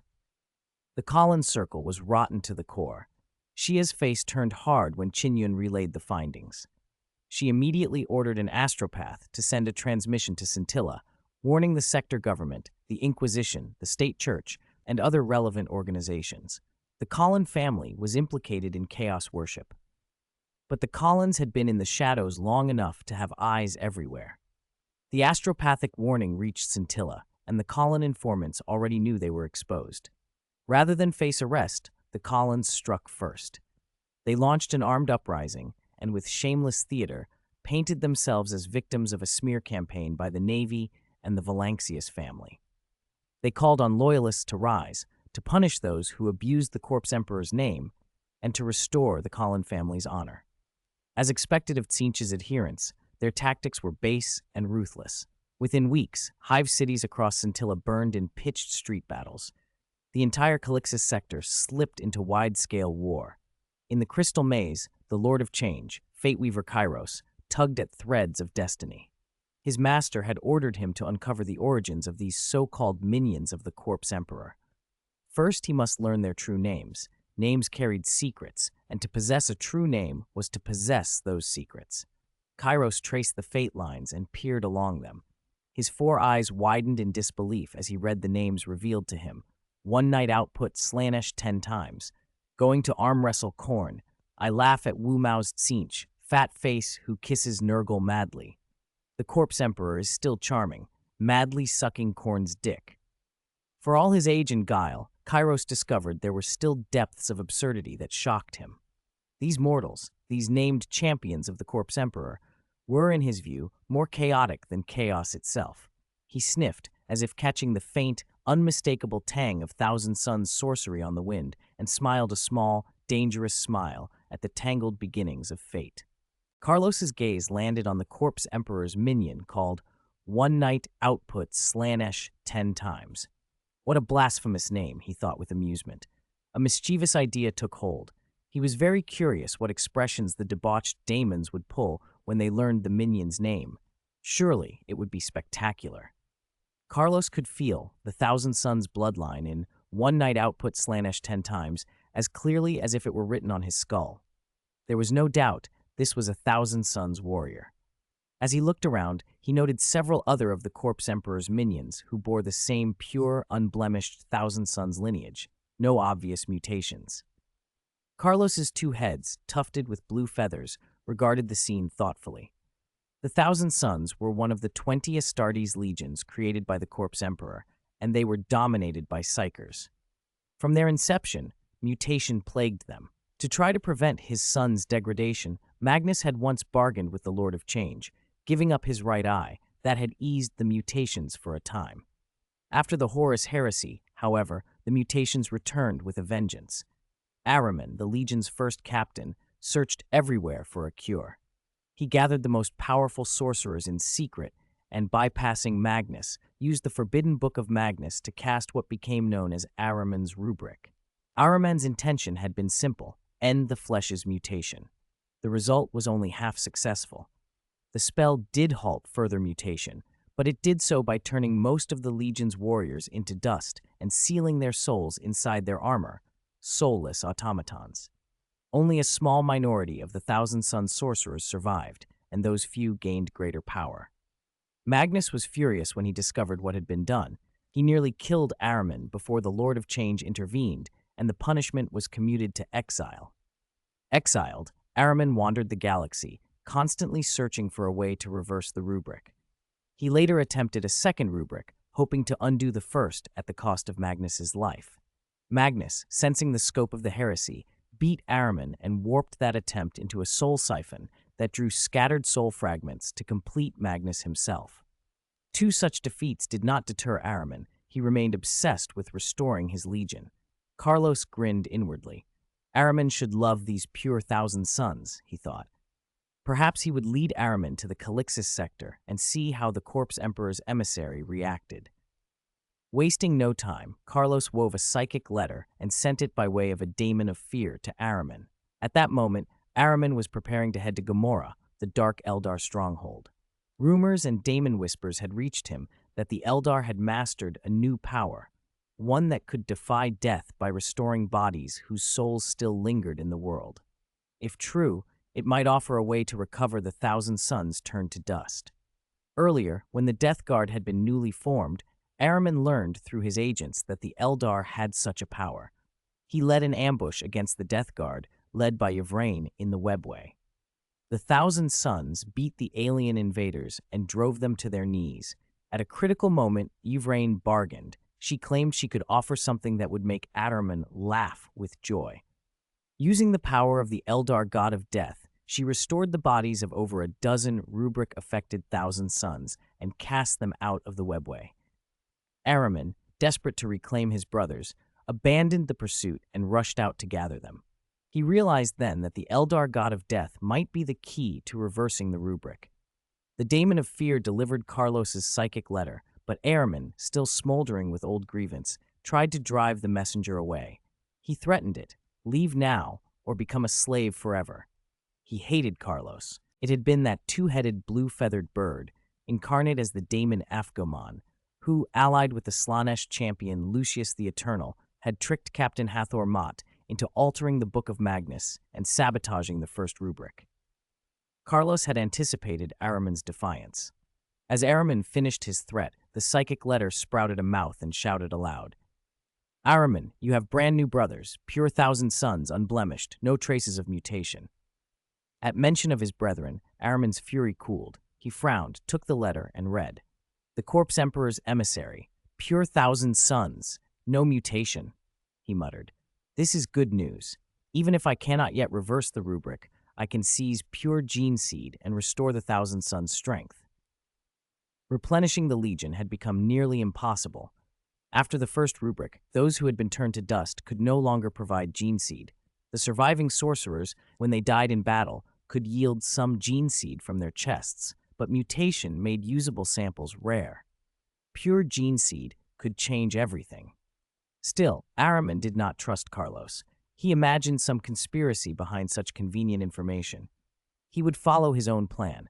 First investigate the Eldar god of death at Gomorrah, then strike at a Necron dynasty to seize a rumored time reversal device, and only after securing those would he consider the Calixis sector. He would not dance to Carlos's tune. Far away, on the Warhammer OL official forums, the battle videos filmed by selected little Alpaca of God and several other players in power armor had set the community ablaze. In the footage, Zhonghe charged like a lone hero into an endless tide of demons, cutting into Tzeentch's domain with a razor-sharp blade and a rallying shout. He fought so fiercely that he seemed to single-handedly repel the Daemon incursion on Holy Terra. "Too cool," one comment read. "The first player to charge into Tzeentch's domain. Even if it's not real death, that looked brutal. Those daemons of fear and horrors were terrifying. I swear I saw chaos spawns, my scalp was tingling. Who would he have to be in real life to dare something like that? If he got stuck in a horror movie, he'd probably make it out alive." 7 in and 7 out against Sadako, someone joked. "You're screwed," upstairs, another replied. "I just quit lust for a day." "Brother, how can you say that? So many daemons, and he goes in with only a sword. Brave isn't even the right word." Korn would give him a thumbs up and walk away. "Please accept my kneel. I took an arrow in the knee in Whiterun." "Did you see the guy who kept yelling, 'This is part of the plan' the whole time? No wonder he's got that ID. How can one person be that fearless?" Jiang Wei, sitting at his computer, watched the comments pile up and couldn't help smiling. His fingers flew over the keyboard as he replied on the forum and in the chat groups. "Routine operation," he posted. "Nothing special. A little hardship, that's all. Don't get carried away. The Lord of Change is just a figurehead, not worth being scared of." Across the chat rooms, people bantered. Midnight Lord asked, "Is your scalp itching?" Second Empire Warmaster, "Why didn't they trigger a special penalty? Let him be trapped in Tzeentch's domain for 100 years. Gilliman is the only son posted a single image. Kill them all." The thread spiraled between admiration and playful envy. While players celebrated and debated, Qin Yun worked without pause. The original plan had been to support Makraj once the Atoma planet recovered. No one had expected the Colin family to rebel and plunge the Calixis sector into outright war. Qin Yun had no choice. He pushed the military expansion bill through overnight, put Atoma on a war footing, and ordered full-scale production of military supplies. He also had to convene with commanders to discuss the deteriorating situation. Fleet officers from the Retribution Fleet pressed him to lead the Imperial Army personally and turn the tide. Qin Yun's schedule left him exhausted, his neck knotted from strain and his mind frayed under pressure. He slipped away to the small meditation room next to the strategy chamber to recover. As he drifted, sleep pulled him in, and he fell into a dream, a nightmare of Gilliman and the lion. P.S. Old 13 is about to return. 72. After Gilliman's tragic death, Qin Yun's dream was long and terrible. In it, he had followed Xia and the others' advice, stepped forward to try to turn the tide, and pushed back the Colin family. But elsewhere in the galaxy, when Abaddon learned of his presence and realized the Corpse Emperor was interfering with Holy Terra, he redoubled his efforts. To crush the Imperium so it could never recover, he sent more forces to hunt Belisarius Cawl and his escort. He called in Chaos Warlords, Warmaster Hansu, Lucius the Eternal, and many others, to act together. Imperial heroes fell one after another, protecting the High Lord of Terra, Black Templars Marshal Emeric, Inquisitor Greyfax. Even the living Saint Celestine died countless times before the High Lord could reach Macragge. While Eldar and Kor worked to aid a resurrection of Gilliman, endless Chaos warbands poured in and plunged all of Macragge into war. Commander Calgar and his officers resisted with all they had. Countless loyal soldiers died, but the Chaos onslaught could not be held back.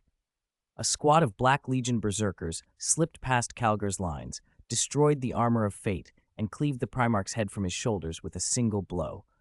Gilliman was not resurrected. Macragge fell. Calgar, forced to watch the decapitation, was devastated. He and many Ultramarines were consumed by rage. The death of the Primarch drove the Ultramarines, the Imperium's paragons, into a blind, vengeful fury. They struck with fanatical ferocity, unleashing devastation wherever they found an enemy.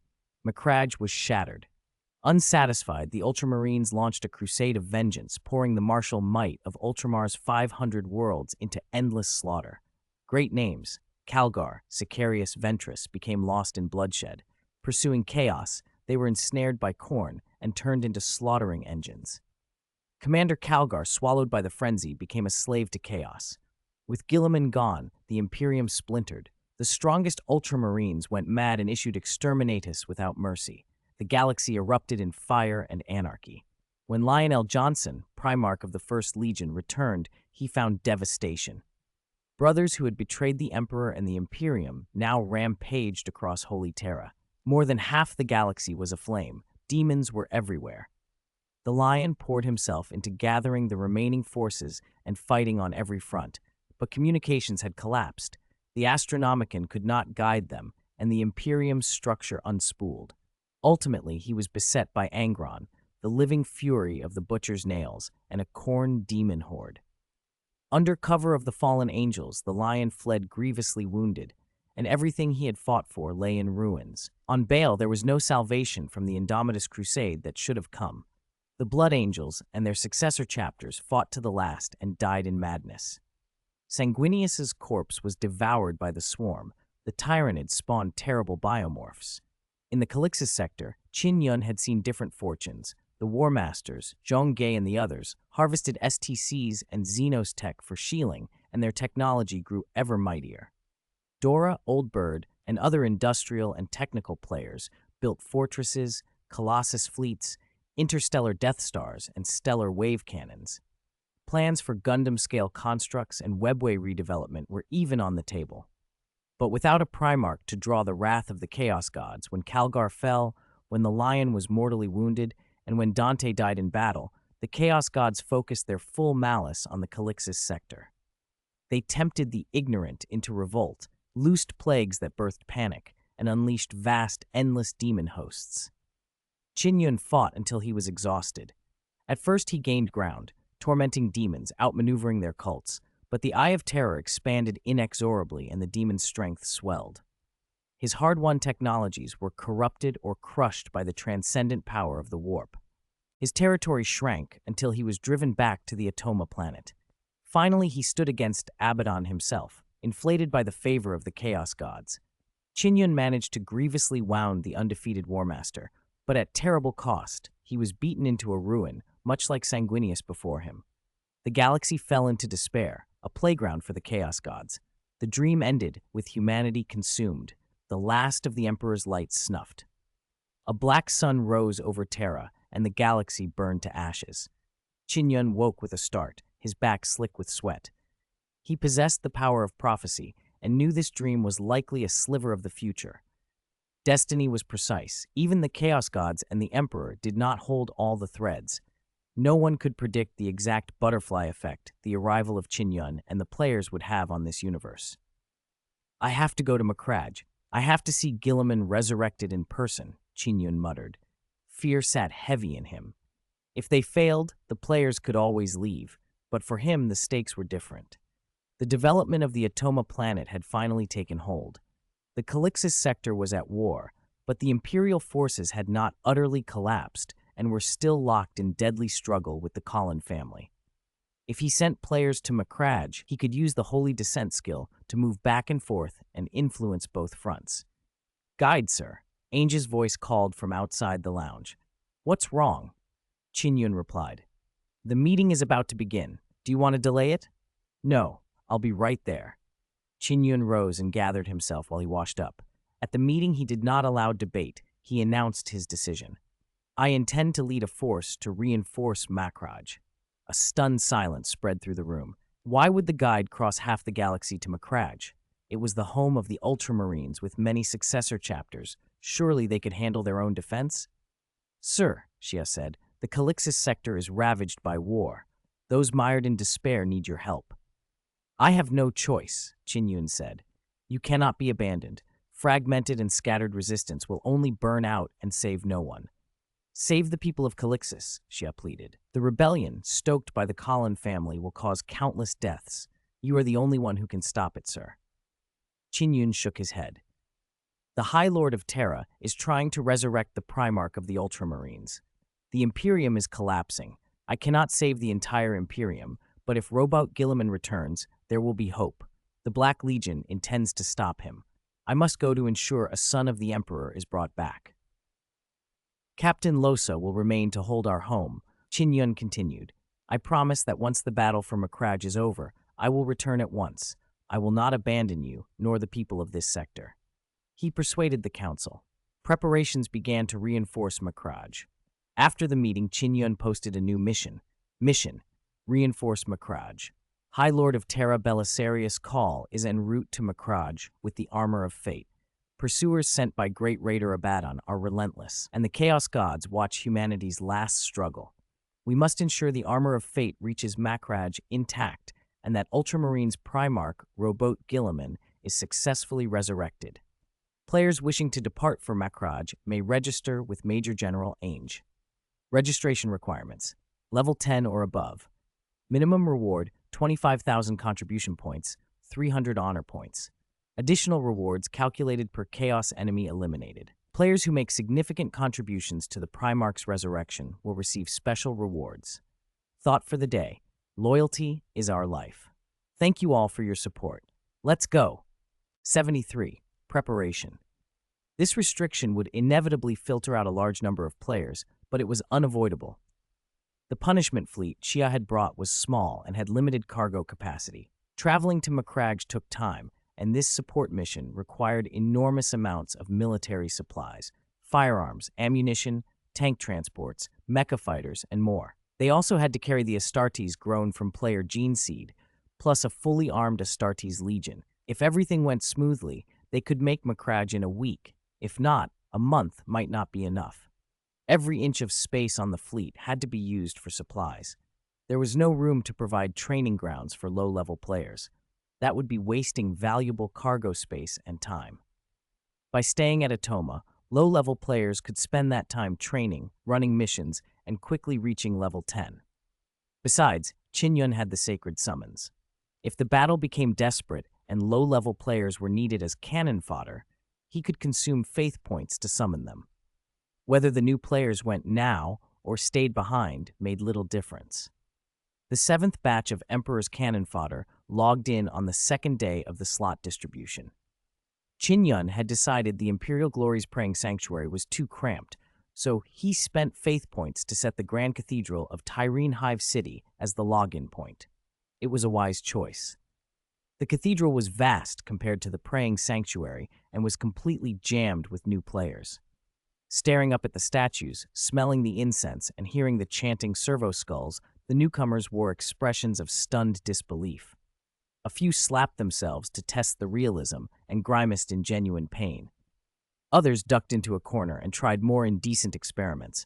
only to be struck by sudden psychic lightning and knocked offline. Those unlucky enough to be forced out immediately taught everyone else that this was not a lawless playground. Unseen eyes were watching, and excess behavior drew punishment. Silence, God chosen. Shiling's projection appeared.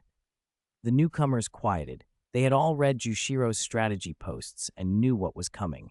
This pretty little loli was no ordinary avatar. She was the guide's right-hand assistant and a juvenile star god. Welcome to hell. Shiling finished the opening speech and released them to move freely. Any Culexis assassins? Brother Zhang waved and shouted. He hadn't even finished claiming his previous rewards, but as soon as he heard new players were logging in, he rushed over, eager to recruit obedient Culexis assassin players as teammates to strengthen his battle group. Warmaster, Little Fatty, Little Alpaca, and others were there recruiting too. Warmaster's group was an Astartes battle group. Only players who followed the Astartes path could join. Little Fatty ran the night route, looking for mecha pilots. Little Alpaca was a battle sister, recruiting only players who wanted to be priests or sisters. Old Bird and Dora were blunt. They held a banner that read, "Flesh is weak, machine is ascension," and accepted only those planning to modify themselves into metal. Some groups, like Dragon Lobster's famed 13th Regiment, accepted everyone. Dragon Lobster was a popular video blogger, and his fans flocked to him. As the battle groups recruited, a reinforcement mission to Macragge popped up and instantly set veteran players talking.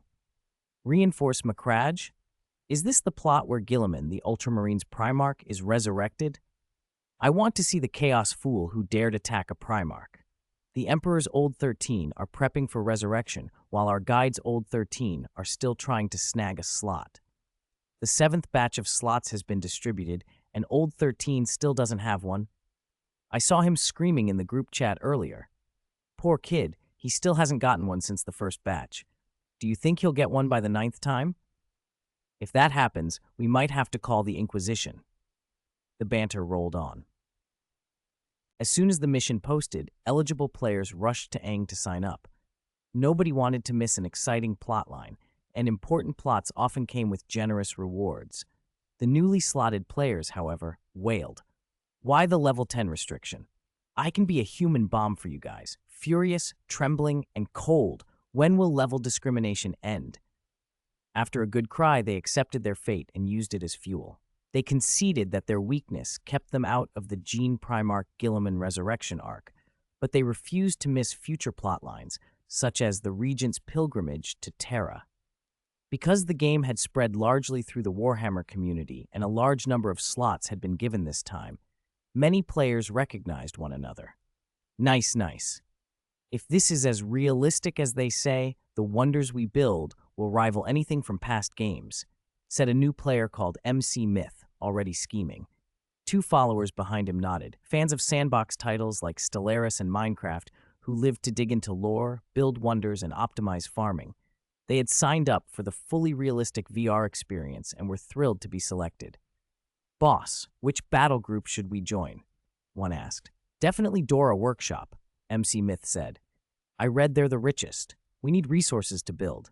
The realism had a downside. Resources for grand projects had to be earned by being on the front lines.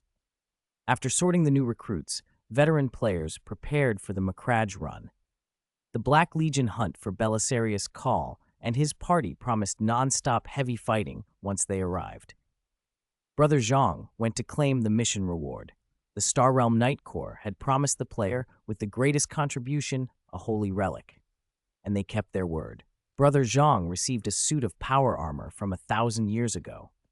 Though he hadn't been promoted, he'd undergone biological enhancements and was physically comparable to an Astartes, so he could wear the armor easily.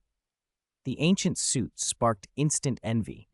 Mass-produced models purchasable with contribution points could not compare to a battle-tested heirloom. Don't dismiss the armor because it was scarred. Those marks were medals of honor no amount of money could buy. In a universe full of monsters and daemons, power armor classed as a holy relic also conferred real bonuses. This should have been mine, Scalp grumbled. He'd held top contribution through the Punishment Fleet fight until Brother Zhang charged into Tsinch's domain and pushed him down. Don't be sad, Jushiro said. We're going to Macragge. We'll loot a few holy relics ourselves. The Ultramarines are rolling in resources. We should help relieve them of some of it, Desert added. Desert, your tone doesn't make you sound like a good person, Bald Donkey chided. Hey, don't slander me. My reputation is spotless. Local villagers always greet me warmly and stuff me with chicken, duck, and seafood. I tell them no, but they insist, Desert protested. I always feel like something's off, Director Chi muttered. While others joked about looting ultramarine relics, Little Fatty met Dora at Dora Workshop to discuss military gear. The Hammer and Sickle battle group planned to join the Macragge reinforcement too, and Little Fatty wanted a stronger mecha for the trip. Is the Zagu 2 type ready to use? He asked. The Zagu 02 type won't be ready that soon, Dora said, shaking his head. There are too many projects in the pipeline. Dora Workshop had expanded rapidly and become a behemoth. It now had its own factories in places like Lycard Space Station and Tyrene Hive City, and it had recruited numerous Mechanicus priests for R&D. It was no longer the little shop it used to be. Its business had grown beyond military hardware into the civilian market. The SCV engineering vehicle launched a while back was a hit. Dora, Grey Wolf, and other players had borrowed the idea from StarCraft, an adhesive track chassis that allowed free movement in zero gravity, with life support systems, self-circulating air, temperature control, emergency medical care, and enough nutrient fluid for 2 weeks. It could perform engineering tasks in space. The vehicle carried a power drill, a multifunction robotic arm, a laser cutter, and a welding module, capable of mining and facility maintenance. Dora and the players supplied the concepts. The Adeptus Mechanicus handled the technology and the engineering details. I thought the Zagu 02 could debut at the Battle of Macragge, Xiaopeng said, disappointed. The Zagu 02 type was the latest Dora Workshop project. Better mobility, stronger shields, heavier firepower. If the Hammer and Sickle battle group could field Zagu 02s, they'd have far more confidence at Macragge. It needs research and testing. It can't be rushed, Dora replied. He wanted the Zagu 02 in that battle too, but the path of technology had to be walked step by step. How about this? I'll help you upgrade the Zagu 01, boost its firepower and shields. Xiaopeng thought for a moment and agreed. Dora Workshop moved fast. Within days, they released an enhanced Zagu 01. Its firepower, mobility, and shields had jumped qualitatively from before. This time, I'll top the leaderboard, Xiaopeng crowed after testing the upgraded machine, thinking back to the Punisher fleet battle where he'd been sidelined. This time, he intended to be MVP. Void, asteroid belt. Qin Yun stood on the bridge of the Imperial Glory and watched the distant belt through the observation window. The area had become a mining zone for humanity. After careful planning, a vast void factory had been placed at the optimal midpoint between mining sites. Ships ferried ore between the factory and the fields on precise schedules to feed the assembly lines. Miners operated SCV engineering vehicles, crushing meteorite surfaces to access hidden veins. Clouds of drones sorted the yield like worker ants. On larger rocks, mining servitors with cutting apparatus clung like limpets, blue sparks flying from their tools. Ore went to shuttles, then to the void factory, where complex processes turned it into metal ingots. Fresh from the line, still warm, ingots were loaded onto transport shuttles and sent to the Imperial Glory. On the transport deck, servitors and crew unloaded and routed the metal to the ship's core. Piles of ore were dissolved into streams of light by shielding and merged into the vessel. The ship's structure visibly shifted, growing, extending, reshaping. The Imperial Glory, originally 5 kilometers long, became an 8-kilometer heavy cruiser after devouring that mass of metal, comparable in length to some of the Imperium's smaller battleships. Shielding didn't only bulk up the hull, she improved the ship's systems. Lance arrays, macro cannons, auger arrays, all saw 15 to 30% gains. The Imperial Glory's overall performance exceeded that of a typical battleship. It balanced speed, firepower, and defense, combining offensive punch with mobility and a stout defense. When the upgrades finished, Qin Yun ordered supplies loaded and prepared to reinforce Macragge. Military stores produced by several hive cities on Atoma had been swept up. Xia would serve as fleet commander and accompany Qin Yun.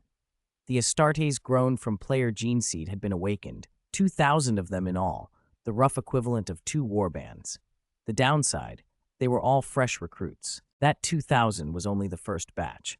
Across cultivation bases, many pre-Astartes still slumbered, incomplete in their 19 genetic surgeries. With everything arranged, Qin Yun said farewell to Losa, Feng, and those staying behind to guard Atoma, then led the fleet toward Makraj. They assembled and headed for Mandeville Point beyond the heliosphere. Only there could they safely enter the warp. It was the players' first trip to deep space, and they pressed their faces to portholes, marveling at the star field. Are we entering the warp now? This is my first faster-than-light trip. Someone should open a window to see the warp. The players' recklessness knew no bounds. Fortunately, Zeeling held control of the fleet. Even if the players wanted a dramatic exit, they couldn't get one. The Jeller field was engaged. Psychers were fixed into devices as living batteries, bodies twitching as the machinery hummed. The Jeller field spread across the vessels, anchoring them like a holy Terra beacon. With a toll like a cathedral bell, the Imperial Glory tore a rift at Mandeville Point and led the fleet into the warp. Qin Yun felt the Emperor's will guiding him as they entered. Under that presence he felt at home, steadied, as if returning to a familiar shore. A thought crossed his mind, irreverent but apt. Those who dwell in the warp were such eloquent talkers. Returning there felt like going home. Under the Emperor's guidance, figures like Belisarius Cawl stood out to Qin Yun like lighthouses in the dark, sharply prominent in his awareness. Call's presence guided the navigator. The fleet followed his direction.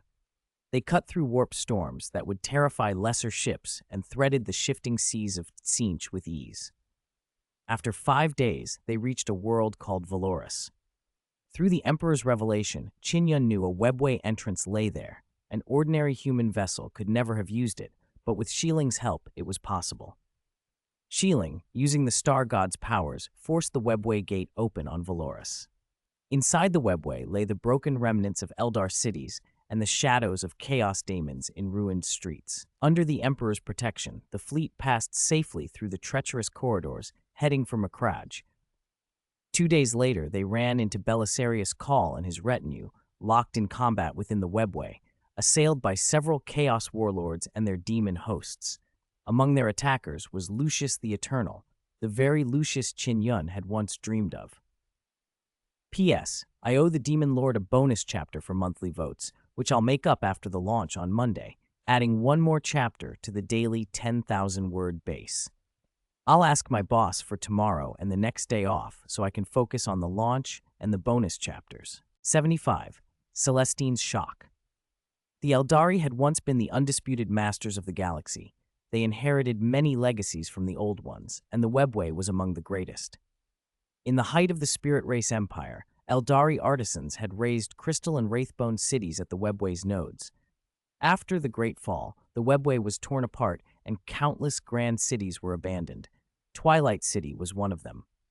In Twilight City, there was neither dawn nor dusk, no sun, only the golden twilight pouring from a towering crystal spire at the city's heart. That light bathed the empty streets and ruined spires. For ages, the city had been like a tomb. Today, that silence was shattered. With the Death Guard's aid, Kor and his group had driven off Abaddon's pursuers at Karas's Frostmoon, slipped into the webway, and set out for Makraj. But Abaddon would not relent. Several Chaos warlords, guided by sorcerers, were sent into the webway to continue the hunt. Kor's party retreated, but the Chaos host kept pace. Cornered, they were forced to make a stand in Twilight City. The enemy outnumbered them several times over. Crimson stained the empty avenues. Bodies littered the ruins. Wrecked vehicles belched black smoke, and the wounded crawled in pools of blood. From the bridge of the Imperial Glory, Qin Yun watched it all. Sheeling, commence bombardment. Cut off any reinforcements. Not, he ordered. Understood, Master. Sheeling will execute immediately. Qin Yun summoned a holographic interface and began drafting a mission briefing. Mission: rescue Allied forces. Situation: High Lord Belisarius Cawl and others are being pursued by Chaos forces, critically endangered, requiring immediate assistance. Minimum reward: 50,000 contribution points, 200 honor points, increase in Allied unit favorability. Commission reward: scored by war performance, varying contribution point rewards. Hint 1. Belisarius' call is central to the Primarch revival mission chain. His death will terminate related missions. Hint 2. Protecting key units raises favorability, unlocking exclusive missions and relic rewards. Hint 3. The Eldari are currently friendly. Attacking Eldari units will incur penalties. The players, long cooped up in the warship and starving for action, erupted in cheers when the mission appeared. Oh my god, finally, real combat. Any who defy the Imperium will be punished, no matter where they hide. For the Emperor, time to make a killing. Charge for Core, charge for the Imperium. Shia, the fleet commander, watched them with astonished eyes. They're like orc boys hearing a scrap, Ainge murmured beside him. They're fanatically loyal, Shia said under his breath. Makes me ashamed to be less zealous. Under Sheiling's precise control, the Imperial Glory's guns opened up. Beams and shells rained down, each impact a bloom of fire. The Eldari city, crystalline towers and wraithbone structures, fell into ruins. Demons and chaos cultists were blown apart amid screams.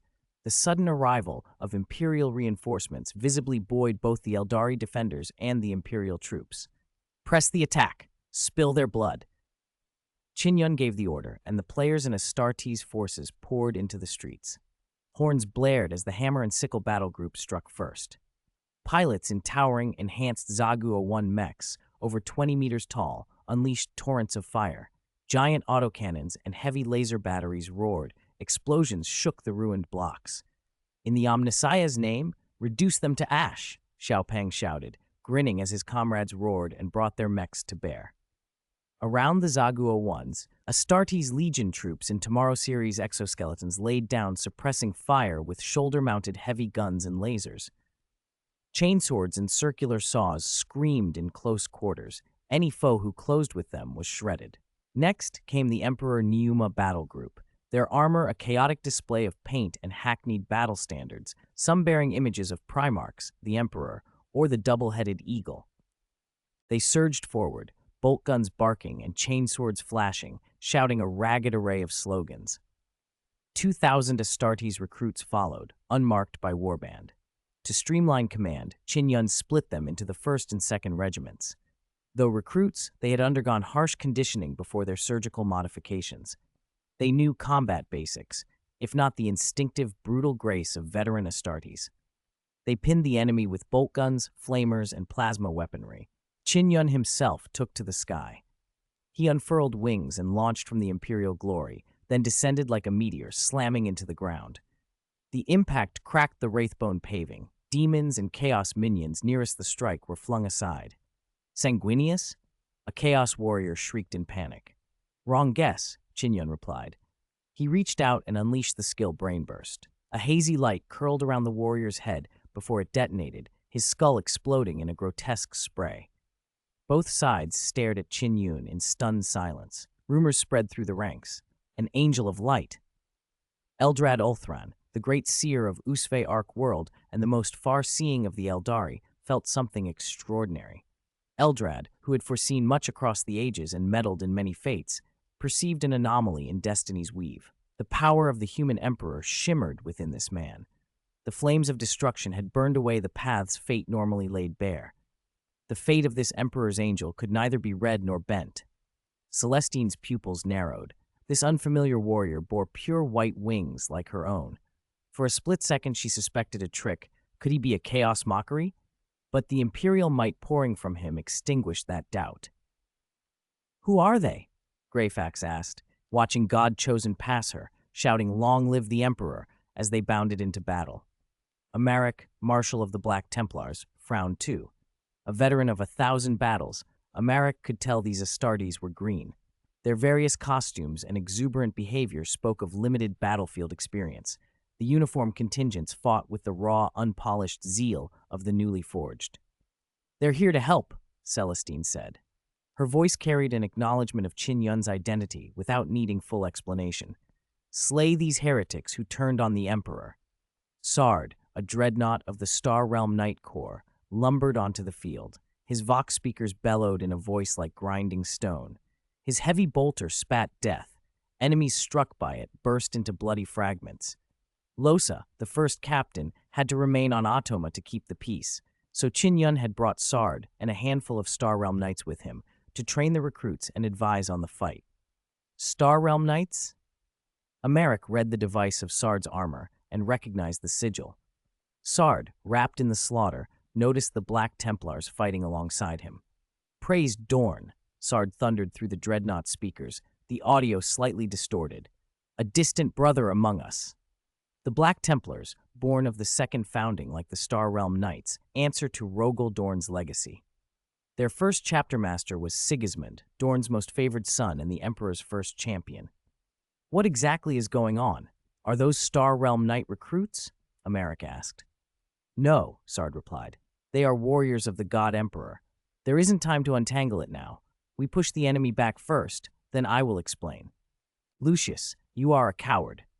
Hearing Sard's words, Americ no longer hesitated. The loyal dreadnought veteran and Celestine had vouched for each other. That was enough. Any questions could be settled after the battle. He raised his voice and bellowed the warband's cry. No pity, no remorse, no fear. Many Black Templars answered and surged forward with him, cutting a bloody path toward the enemy. Praise the Corpse Emperor, all glory to him. Celestine fought with a radiant joy on her face, praying as she struck. The Corpse Emperor's gaze had always been upon them. In their darkest hour, he had even sent a herald. The Battle Sisters chanted holy liturgies as they advanced with her. "Cadia stands. Cadia's glory endures." A mortal officer cried the line, eyes purple with grief and fury, the true color of a Cadian. After Cadia Fortress fell, they had retreated with the High Lord of Terra, bleeding every step of the way, but their morale held. Rage for their ruined homeland burned through them. At the officer's shout, the Cadians spilled from cover, forming tactical lines and laying down fire. They coordinated with the Astartes Legion, pressing forward under armored support. Khazarkan tanks rumbled across the field, their heavy treads crushing debris and corpses, blasting at Daemon engines with their guns. The Cadians watched the Astartes with envy. The Legionnaires were bristling with gear, exoskeletal plates, automatic weapons, and laser emitters mounted on shoulders and backs, close combat arms, and some heavy assault suits even carried deflector shields. The Cadians had only standard flak and las rifles. Qin Yun, blade raised, the holy judgment, cut through Chaos spawn and daemons while casting skills, prayer, blessing, roar to stiffen his allies' resolve. After he cleaved another Chaos warrior in two, Skarbrand fixed his eyes on him. "This is an excellent skull," the Khorne Greater Daemon snarled. "Offer it to the Blood God, and he may forgive me my failings. He may take me back." Skarbrand's roar shook the ground as he ran for Qin Yun. Daemons in his path were trampled, scattered screaming, or crushed. The Greater Daemon strode like an apocalypse with a colossal axe wreathed in flame. Two Leman Russ tanks tried to stop him. Their hulls were cleaved and erupted into fire. Qin Yun steadied himself with a blessing and launched like an arrow on black wings. Clang! The holy judgment met the flaming axe with an echo that stunned the air. Pain and pins prickled through Qin Yun's arm as if he'd struck a charging battleship, but the Corpse Emperor's favor kept him standing. At that instant, Thousand Faces, chosen champion of the Eldari Death Guard, struck from the shadows with the Silent Shroud sword. The Silent Shroud was one of the 5 crone swords said to awaken the Death God, a blade forged from a severed finger of the Eldari crone god of fate and souls, capable of shaping life and death. The Death Guard believed that collecting all 5 crone swords would awaken that power and defeat Slaanesh. 4 were already gathered. The last lay within Slaanesh's realm, awaiting the ruin of the Prince of Excess. Thousand Faces moved like a phantom, circling Qin Yun and Skarbrand. The Silent Shroud rattled against demon flesh and opened deep wounds. Skarbrand swung in fury to strike Thousand Faces down, but missed again and again. Frustration turned his blows toward Qin Yun. His strikes became wilder and deadlier, the force behind his axe mounting with every swing. Sword clanged on axe in a relentless rhythm. Qin Yun burned faith points to call down the Corpse Emperor's might and meet the Greater Daemon. Those faith points were earned in many ways, through quests, through deeds that improved the lives of ordinary folk, and through the spontaneous faith of the people. Skarbrand was the greatest threat on the field. As long as Qin Yun kept him occupied, the pressure on the rest of the battle eased. Reinforcements' heavy guns and Celestine's counterattack began to blunt the chaos tide. Kill core first. Not all of the Chaos ranks were blind. They knew the battle's true hinge, the High Lord of Terra and the item clenched in his hand. The sudden arrival of reinforcements had shattered the enemy plan to wipe out the Corpse Emperor's followers and the last Eldari remnant, so they settled for a secondary aim. Lucius the Eternal moved like a shadow between combatants, an ornate rapier flashing as he slipped through ranks and pierced several Astartes recruits from the first warband. Pathetic, he sneered, watching another foe slump. He had set his sights on Belisarius' call. If the Magos Architect fell, the Imperium and the Corpse Emperor would be left hopeless. Two massive, muscle-bound tech guard, their bodies laced with augmetic implants, stepped up to block Lucius, but they could not match his speed. The rapier sliced them apart. In the name of the Omnissiah, run! Call shouted as Lucius bore down on him, his voice edged with panic. Lucius grinned and flicked his tongue over the blade. He wanted to taste fear before he killed. Still trying to run? He taunted. Nearby, the War Master cut down a chaos spawn and turned his ire on Lucius. Tawiz was much braver than you, Lucius. You're nothing but trash. Lucius froze and turned. The insult skittered across his features, the corner of his mouth twitched, and a malevolent light flared in his eyes. The War Master did not stop there. No wonder Eidolon tried to win Tawiz, rather than trying to win you, because you were never worth the effort. Shi Chi Lang, standing close, inhaled sharply. The War Master's words dug at old wounds. Tawiz had been an officer of the Emperor's children during the Great Crusade, everything the Third Legion should have been. Noble, selfless, loved and respected by many inside and out of the Legion. Tawiz had sought true glory for his Primarch Fulgrim and for the Corpse Emperor, not empty renown. Eidolon, Lord Commander of the Emperor's children, had been at the heart of the tragedy as loyalties splintered after the Davan Temple. Horus planned a purge at Istvan III to wipe loyalists from the field, and Eidolon had tried to secure Tawiz to make him one of the Noise Marines by grafting rapier organs. Tawiz refused. When the drop went wrong, Tawiz gave up the spearhead and stayed aboard. He saw Horus's plan and landed later to warn the loyalists and rally them. It was Tawiz's warning that saved many lives, Lucius among them. Lucius, however, betrayed them. He surrendered to Eidolon, guided the rebels to slaughter the wounded, and then dueled Tawiz and lost. Had Tawiz not been merciful, Lucius would have died. Lucius licked his lips and sneered. Do you know what price you'll pay for humiliating me? The War Master's reply sliced back cold. I don't humiliate cowards. They're not worth the effort. He gripped his blade. Lucius had already moved, swift, lethal, and charged straight at him. Chapter 77. Add more rules. Upon release, I'll update 10,000 words daily, split into 3 or 4 chapters depending on the plot. Updates go live every day at noon. Since I'm working part-time while doing this, 10,000 words is everything I can manage. Bonus chapters are 3,000 words each. If there's one bonus chapter that day, the total will be 13,000 words. Because I previously asked for monthly votes, I currently owe a chapter. I'll make that up tomorrow or the day after. For every 500 monthly votes, I'll add 1 bonus chapter. For every 500 increase in average subscriptions, I'll add 1 bonus chapter. For every Alliance Master, I'll add 1 bonus chapter. It's hard to make a living, so for friends who want to support me, a first-time subscription is enough. I don't dare ask for more. I originally thought the first chapter on release would be only 2,000 words, but the plot wasn't finished, so I kept writing. After all, it's the first appearance of a famous villain from Warhammer. If you don't want to subscribe for the first chapter, you can subscribe for the second, which is only 3,000 words. 78. Bloody Battle with Lucius. The stim injector harness on Lucius's back hummed, pumping high-concentration stimulants through his veins. He'd won the device after his triumphs in the Gamora arena. It flooded his nervous system with speed, strength, and a constant, ecstatic hunger for slaughter. He moved like a phantom, too fast for ordinary eyes to follow. Lucius licked his cracked lips with a long tongue, savoring the thought of torturing the man before him. The War Master held his breath, 2 hands locked on his greatsword, muscles coiled and ready. He had been a blade artist of note during the Great Crusade. After receiving Slaaneş's perverse blessing, he'd sharpened his craft over 10 millennia. He knew, as well as anyone, how dangerous Lucius could be. The Archmagos before him was crucial to the Primarch's resurrection. Letting Lucius kill the Magos was unthinkable. He would not win this duel, perhaps, but he could not allow Lucius to reach the Magos. Lucius struck like a venomous snake. His sword flashed through the air, almost invisible. The War Master met the stroke, catching the malevolent blade with his greatsword. Metal rang on metal. Lucius followed with a flurry of vicious, tricky angles. The War Master parried with masterful two-handed technique, inching back under the onslaught. A decent swing, Lucius sneered, but only that. Lucius's confidence crackled. He accelerated, pushing the War Master onto the defensive. The War Master, pressed back, grinned a thin, dangerous grin.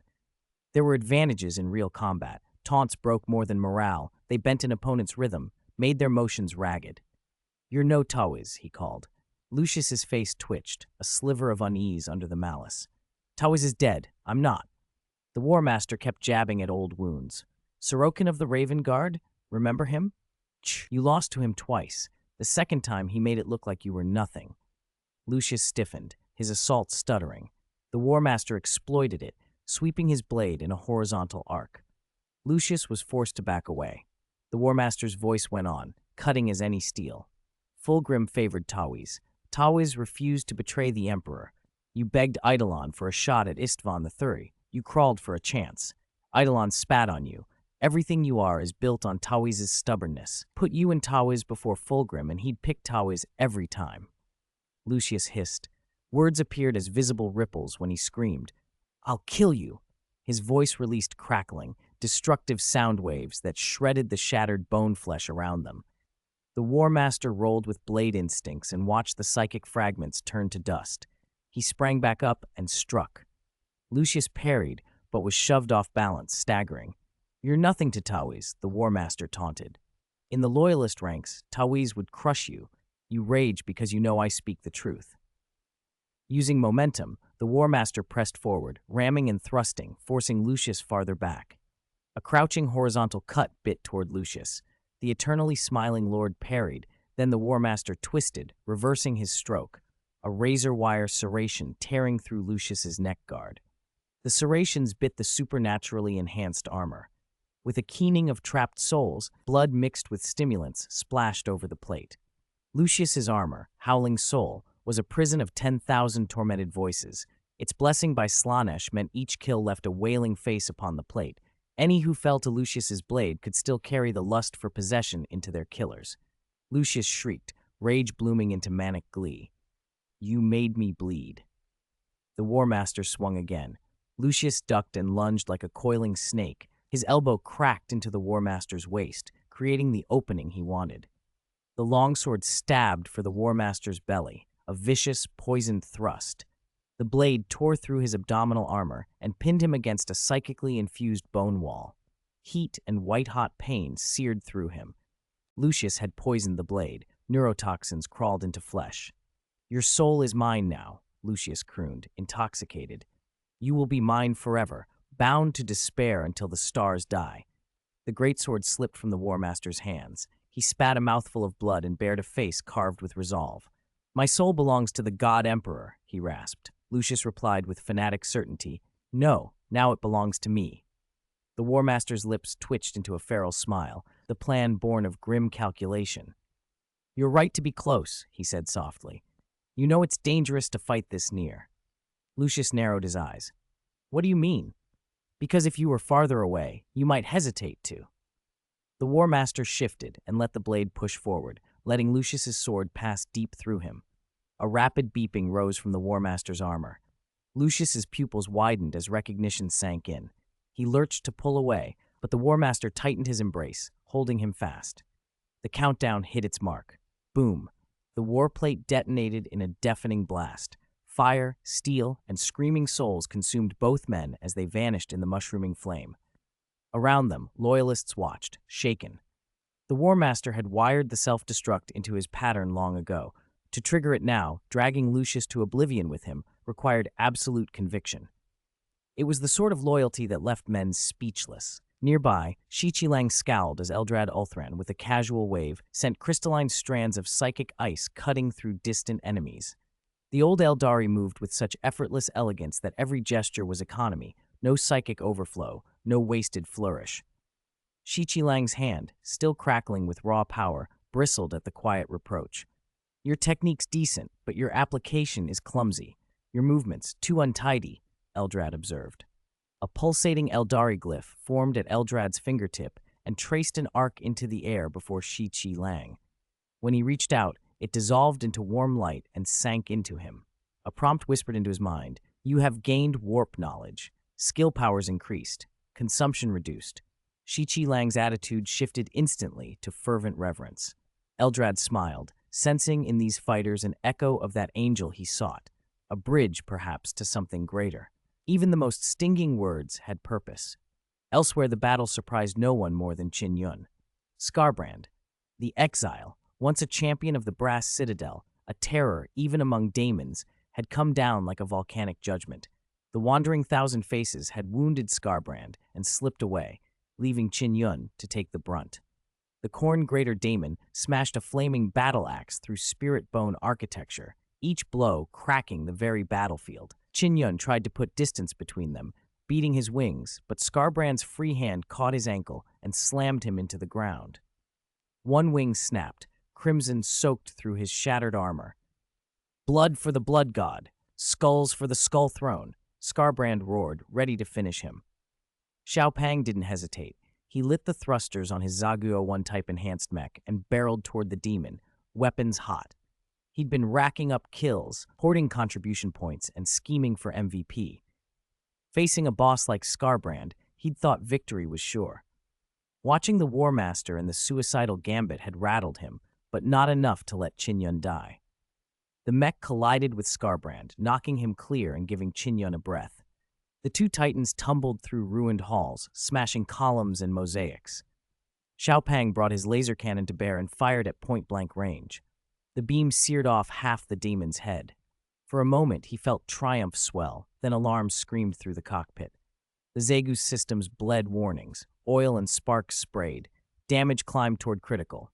Skarbrand's flesh and warp essence did not stay broken.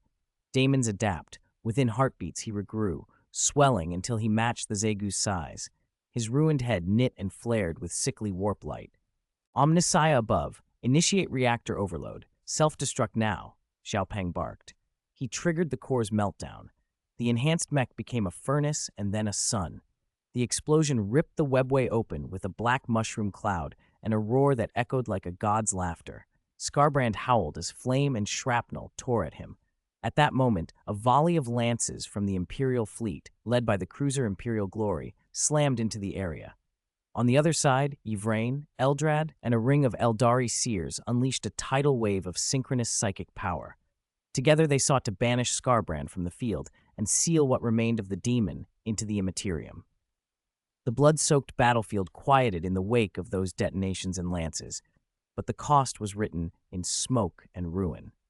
The War Master had prevented the Archmagos' death by ending his own. Lucius had been dragged into oblivion. Mechs lay melted, wings were torn, and the damned still writhed in their hidden chains. The battle would rage on, but for a heartbeat, the Loyalists felt the weight of a small, terrible victory. One life given to stop a monster, not for glory, but for duty. Chapter 79. Greyfax's Concern. Though Skarbrand was a Khorne Greater Daemon with the power to sunder worlds, he could not withstand the coordinated lance strikes from the battleship and the combined banishment rites of the Eldar prophets. He was torn apart amid howls. His soul was flung back into the warp. Lucius fell in battle, and Skarbrand was driven off. The remaining daemons and Chaos Warriors realized the fight was lost. Persisting would only be pointless slaughter. They chose retreat, slipping away into the webway. Human Imperial forces pursued for a time, then broke off and turned to clear the field. They executed the mortally wounded enemy and hunted the survivors for medical aid. The battle had been brutal. Regiments withdrawn from Cadia had been almost annihilated. The few who survived wore no smiles. They knew harder trials still lay ahead. Qin Yun spent faith points to call on the Emperor's power and mend his injuries. Golden light wrapped him. His shattered wings knit back to their proper form, and the wounds Skarbrand had carved healed beneath the radiance. The soldiers, numb and exhausted, stirred with awe. For them, this was a miracle, the proof of the Emperor's power. Once he had recovered, Qin Yun cast Blessing and Emperor's Light over the wounded, expelling warp taint and accelerating their healing while soothing their souls. Tears flowed from many faces, not out of gratitude for their own fate, but for the Lord on the golden throne, who had not abandoned them and who still loved them, sending his messenger. I am Celestine, the Emperor's messenger. The winged living saint descended before Qin Yun and folded her wings. The twin sisters Eleanor and Genevieve arrived with battle sisters from the Martyred Lady Convent and stood behind her, their gazes fixed on Qin Yun with reverence. They could feel the Emperor's power flowing through him. Black Templars Grand Marshal Emeric, Inquisitor Greyfax, and High Lord of Terracor approached as well. Their expressions varied, some surprised, some joyful, some cautious. I am the Emperor's saint, the spokesman of his will, the guide and redeemer of civilization, Qin Yun intoned, listing titles with an unreadable face. I have come at the Emperor's guidance to assist you in your mission. Praise him. Celestine's face lit with joy. Neither she nor her battle sisters harbored doubt. Heavy footsteps announced Dreadnought veteran Sard, accompanied by several Star Realm knights. Lord Guide, Sard reported, the Chaos forces have been repelled. We have won another victory. Qin Yun inclined his head. The God Emperor rejoices in your devotion. Sard, how exactly did you come to be here? Emeric asked. Last I heard the Star Realm Knights were on a crusade. How did you end up at Cadia? Sard turned his massive carcass and his voice crackled from the loudspeaker. He recounted patiently. Chapter Master Amrod had sacrificed his force to destroy a world engine. Terra had revoked their warband designation. The Sable Swords had seized their assets and homeworld and offered them two choices: join the Sable Swords or take a battle barge for a crusade. They chose the latter, but were lost in a warp storm and nearly consumed by Tzeentch. With the guide's assistance, they escaped into the Calixis sector, where they recuperated, trained recruits, purged chaos, and restored the Emperor's glory. Later, the guide received guidance to assist Archmagos Belisarius Call and led them to reinforce Macragge. Celestine and her sisters beamed as Sard spoke. They were certain Qin Yun had come by the Emperor's hand. Kor's mechanical visage betrayed no reaction, though Qin Yun's presence clearly served Kor's interests. Only Greyfax watched with reserve. She looked at Qin Yun, then at Celestine, suspicion and caution in her gaze. Greyfax was an inquisitor of the Ordo Hereticus and of the Puritan faction. She had seen too many false miracles and too many things that began in beauty and ended in corruption. The Inquisition itself was a sprawling, fractious instrument formed in the chaotic aftermath of Macador's flight to the Golden Throne. Its Ordos, Malleus, Hereticus, Xenos, were practical divisions, but inside each lay countless factions with differing philosophies. The Puritans believed humanity must be tempered by hardship rather than comfort. They distrusted anything that might soften men's wills. Greyfax had once been captured by Trazyn the Infinite and imprisoned in a hypercube exhibit because she had executed an inquisitor who had had dealings with him. When Abaddon launched the 13th Black Crusade, Trazyn had intervened at Cadia and released Greyfax and other prisoners so they might aid Imperial forces. Freed, she had been horrified by what she saw: unsanctioned psychers abusing their gifts, space wolves turning to lupine savagery in battle, and masses of Cadian soldiers devoted to a living saint whom she could not reconcile with her strict criteria. For the good of the moment, she set aside her anger and fought on. After Cadia fell, she withdrew with living Saint Celestine and High Lord Kor, but she never trusted Celestine's sanctity. Where others saw a miracle, she suspected danger. Yet without proof, a precipitate act would cause more harm than good. So she watched and waited. While the Imperial leaders discussed strategy, the players clustered nearby and whispered about the newcomers. The winged one is Celestine. Those are the twins. The fellow in black plate is Emeric. The woman with the bionic eye is Inquisitor Greyfax, Shi Lang explained. And that iron lump is the High Lord of Terra, Gilliman's Doramon. The bald donkey, stroking his chin, peered at Greyfax. Her look seems off. She wouldn't tie the guide to a pyre and burn him, would she? Ning Ba Ren and others chimed in. By the Inquisition's mutant screening, someone over 3 meters tall, tapping into potent warp energy, with wings, definitely a mutant. Take him straight to the execution ground. Greyfax is Ordo Hereticus. She specializes in burning heretics. She actually wants to burn Celestine and the Guide. Given their screening standards, few Primarchs would pass. Send these zealots to 30k Terra and watch them try to make the Emperor and the Primarchs line up for the firing squad. Their voices carried. The enhanced senses of Amaric and the others picked up many sounds, but the players' conversation was muffled by static and odd noises, so they could not make out everything. Qin Yun, used to such things, smiled and clarified when he saw puzzled looks. They're the God-chosen. They're born of the Emperor's realm.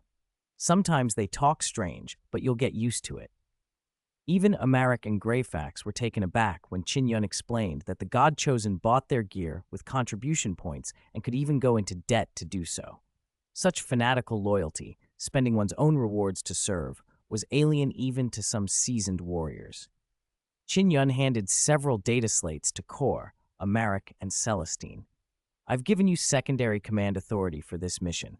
Assign tasks and the God-chosen will act on them. Greyfax inspected the slate with a frown.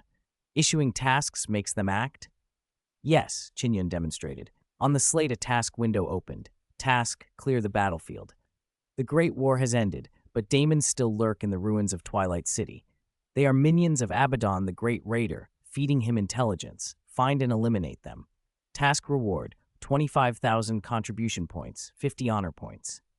Several God-chosen immediately accepted and entered the ruins to hunt demons. Kor and the others watched the scene, thoughtful. At that moment, Eldrad Ulthron and the Reaper army arrived. The Ulthway Seer's face was tight with worry as he addressed Qin Yun and the gathered commanders. We must hurry to Makraj. I fear chaos may already be striking at the homeworld. Eldrad Ulthran's words tightened everyone's hearts. Judging by how quickly the pursuers had acted, Great Raider Abaddon almost certainly knew what they intended to do. It was entirely possible he had already sent forces to Makraj to snuff out their plans. They could not afford to linger. After clearing the battlefield and recovering what military hardware they could, they prepared to continue by warship for the fastest route to Makraj. Amaric and other Imperial heroes, along with senior Death Guard officers, were invited aboard the Imperial Glory for the voyage. Master, you're back. The moment Qin Yun stepped onto the boarding deck, Xiling bounded over. Her face shone with excitement as she scrambled for praise. Wasn't I great back there? I smashed that bad guy to pieces. At the sight of Xiling, Eldrad Ulthran, Yvraine, Thousand Faces, and the other Eldari fell silent. The little angel's projection carried an unmistakable trace of the star god's aura. Their expressions hardened into something like hatred. Thousand Faces even drew his blade and assumed a fighting stance. Master! Xiling, sensing the change, ducked behind Qin Yun. She serves me. What do you intend to do? Qin Yun stepped forward, his tone calm but edged with warning. Yvraine answered, She is a star devourer, the ancient enemy of all living things. Do not be deceived by appearances, another Eldari said. These things are treacherous. They cannot be trusted. Chaos is the true enemy of all living things, Qin Yun retorted. The eye of terror grows. The dark gods rise. We must unite every force that can be united. You ask us to ally with our mortal foe? Thousand Faces snapped, tightening his grip on the Silent Scream's sword. You were once our enemy, and now you ask cooperation against chaos? Qin Yun put himself between the Eldari and Xiling. Xiling is new. She has no part in the old crimes. The Dreadnought veteran raised his heavy bolter and trained it on the Eldari. He trusted Qin Yun and Xiling far more than these Xenos. The gathered players watched the confrontation with bated interest, faces flickering between curiosity and excitement. Was the guide about to fight the Eldari? Celestine, Amaric, and the others exchanged subtle glances. The Battle Sisters and the Black Templars readied themselves. Kor evaluated the odds of violence breaking out, while the tech guard behind him scanned the deck, their laser sights slicing the air. The Alliance, hard-won as it was, teetered on the brink of collapse.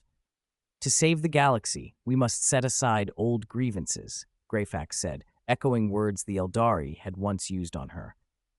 Eldrad Ulthran and the rest looked taken aback. They could not easily argue with her. They themselves had used that very reasoning in the past. Greyfax's lips twitched upward. She could not hide the satisfaction of standing upon that moral high ground and demanding sacrifice in the name of a greater good. No wonder the Eldari favored such maneuvers. Eldrad studied Jeeling as she peered from behind Qin Yun. She is different. Star Devourers do not wield psychic power, he murmured, yet I sense the touch of Tzeentch in her. Eldrad's observation set Yvraine, Thousand Faces, and the others on edge. The star gods, those ancient, near-mythic entities, were recorded in Eldari histories. They had once stood against the gods of the Old Ones during the Paradise War and were masters of the Necron Order who governed the laws of the physical universe. Their solitary weakness had always been an inability to perceive the warp. If that weakness had been compensated for, then this little angel could one day exceed every other star god in might. A being who could command both the warp and the material realm would be, in effect, a god in every sense. Sheeling and I are one, Qin Yun said. To strike at her is to strike at me. We are aiming only at her, Yvraine said, pointing. Eldrad considered the situation in silence. Sheeling's eyes lacked the ravenous hunger and cruelty the ancient star gods were said to possess. There was instead a naive, almost human innocence. He relented. Forgive our presumption, he said, and with a few words to his kin, persuaded them to lower their weapons. The Eldari had once suffered unimaginably at the hands of the star gods. Their caution was instinctive. But right now, chaos was the immediate, pressing threat. A newborn star god was a concern for another day. Moreover, the return of a new star god might be the very thing their old enemies, like the Silent King and the Necrons, would find interesting. Eldrad wondered, not unkindly, what expressions the Necrons would pull upon such a development. With the dispute resolved, the fleet resumed its course for Macragge. During the voyage, Qin Yun asked Celestine, Amarik, and others if they would train the god chosen. They agreed. Qin Yun briefed them on practical matters, how to collect contribution points, how players might interact with the god chosen, and other precautions, then posted an update announcement. Update announcement. 1. New faction, Eldari. An ancient race that once reached great heights, their decadence led them to awaken a god of excess and precipitated the fall of their empire. Some among them now form the Death Guard, gathering the Crone Blades in hopes of awakening a final Eldari god to stand against Slaanesh. The expansion of the Eye of Terror has forced a pragmatic cooperation with humanity. Their true aims remain inscrutable. Humans must accept their aid warily, lest greater calamity follow. 2. New NPCs. Celestine, living saint, devout servant of the God Emperor. Speak with her about faith or the arts of the Battle Sisters. Amarik, marshal of the Black Templars, a consummate warrior. Seek him to learn swordplay or spar. Greyfax, inquisitor of the Ordo Hereticus, a powerful psyker once imprisoned in Trazyn the Infinite's collection. She can exchange knowledge of psychic arts. Belisarius Call, archmagos of the Adeptus Mechanicus, an ancient artificer, keeper of forbidden knowledge. He offers quests and esoteric technologies. 3. Friendly faction favor system. Grow your standing with the Eldari to earn rewards. Maintain balance. Excessive fawning over Xenos will likely offend Imperial heroes. Daily thought. A life of devotion can reach the horizon of eternity. The horizon of eternity is death.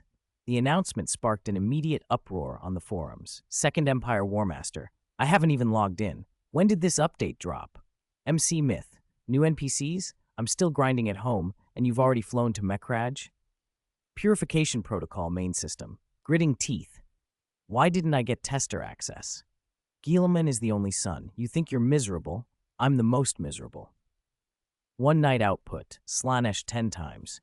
Brothers, the Eldari are big spenders. They handed out a warp knowledge gift on the battlefield and upgraded my skills. The most courageous brother of Warhammer. How did you earn a reward? One night output, Slimes. No idea. Maybe they thought my psychic talent crude but promising. Second Air Warmaster. Wait, you can get rewards for that? Fat face who kisses Nurgle. Madly, guess I need to make more of an appearance in front of the pointy-eared elves. I just want a Wraith Knight. Jug 7 captures Karbanda. You'll only see that in your dreams. Wraith Knight's house dead Eldari. How would you use one? I'm so mad I'm shaking. When will the Eldari end their racial bias? Guambao, can we conquer the Eldari? Eldrad Ulthran is still pretty charming. Qi only wants progress. If you're thinking about Yvrain, that's one thing. But Eldrad? Your XP can be niche, but it can't be evil. While cloud players and offline users ragged on the forum, the players actually online rushed to find the Imperial heroes and train. Amarek would come down to spar and accept challengers. Under Sard's oversight, Amarek even offered dual rewards, a Black Templar's sword to anyone who could best him. The prize sent many players into a frenzy of training, grinding until exhaustion or until their contribution points ran dry. Qin Yun handed the newly recruited Astartes to Amarek for command and drill. When resurrected players returned to the shrines, the Battle Sisters of the Order of Our Martyred Lady regarded the God-chosen and Qin Yun with mounting reverence. If demons could be brought back, then clearly this was a sign of the Emperor's power, and his chosen would manifest similar miracles. Meanwhile, Inquisitor Greyfax, aided by Archmagos Kor, worked to purge the binding scarabs that Trazyn the Infinite had embedded within her. Qin Yun used his purification skill to erase the lingering effects of Necron technology and accelerate her recovery. It softened Greyfax's distrust a little, though not entirely. After several days in transit, they reached the Macragge system and found its jewel embroiled in war. The garrison fleet in orbit fought desperately against a Chaos Armada made up of the Black Legion, Iron Warriors, the Plague Host, and the Midnight Lords, under commanders such as Warpsmith Hanso and the Daemon Prince Makar the Reborn. Hundreds of warships danced in the void, beams and ordnance turning the sky into a terrifying, incandescent slaughter field. Xia maneuvered their small fleet into the fray to create an opening for the Imperial glory. The Chaos Fleet took notice, and several of their ships swung to intercept, attempting to encircle the newcomers. In the Emperor's name, destroy them, Qin Yun ordered. On the surface, at Macragge's Cadia Fortress, a voice crackled through the communicator from low orbit. Chapter Master, a new fleet is approaching Macragge. Reinforcements for the traitors? Commander Calgar asked. No, identity verification shows the lead ship belongs to the Imperial Navy's Solar Fleet, the voice replied. There are also Star Realm Knights and Black Templar warbands aboard. They request permission to dock. Commander Calgar.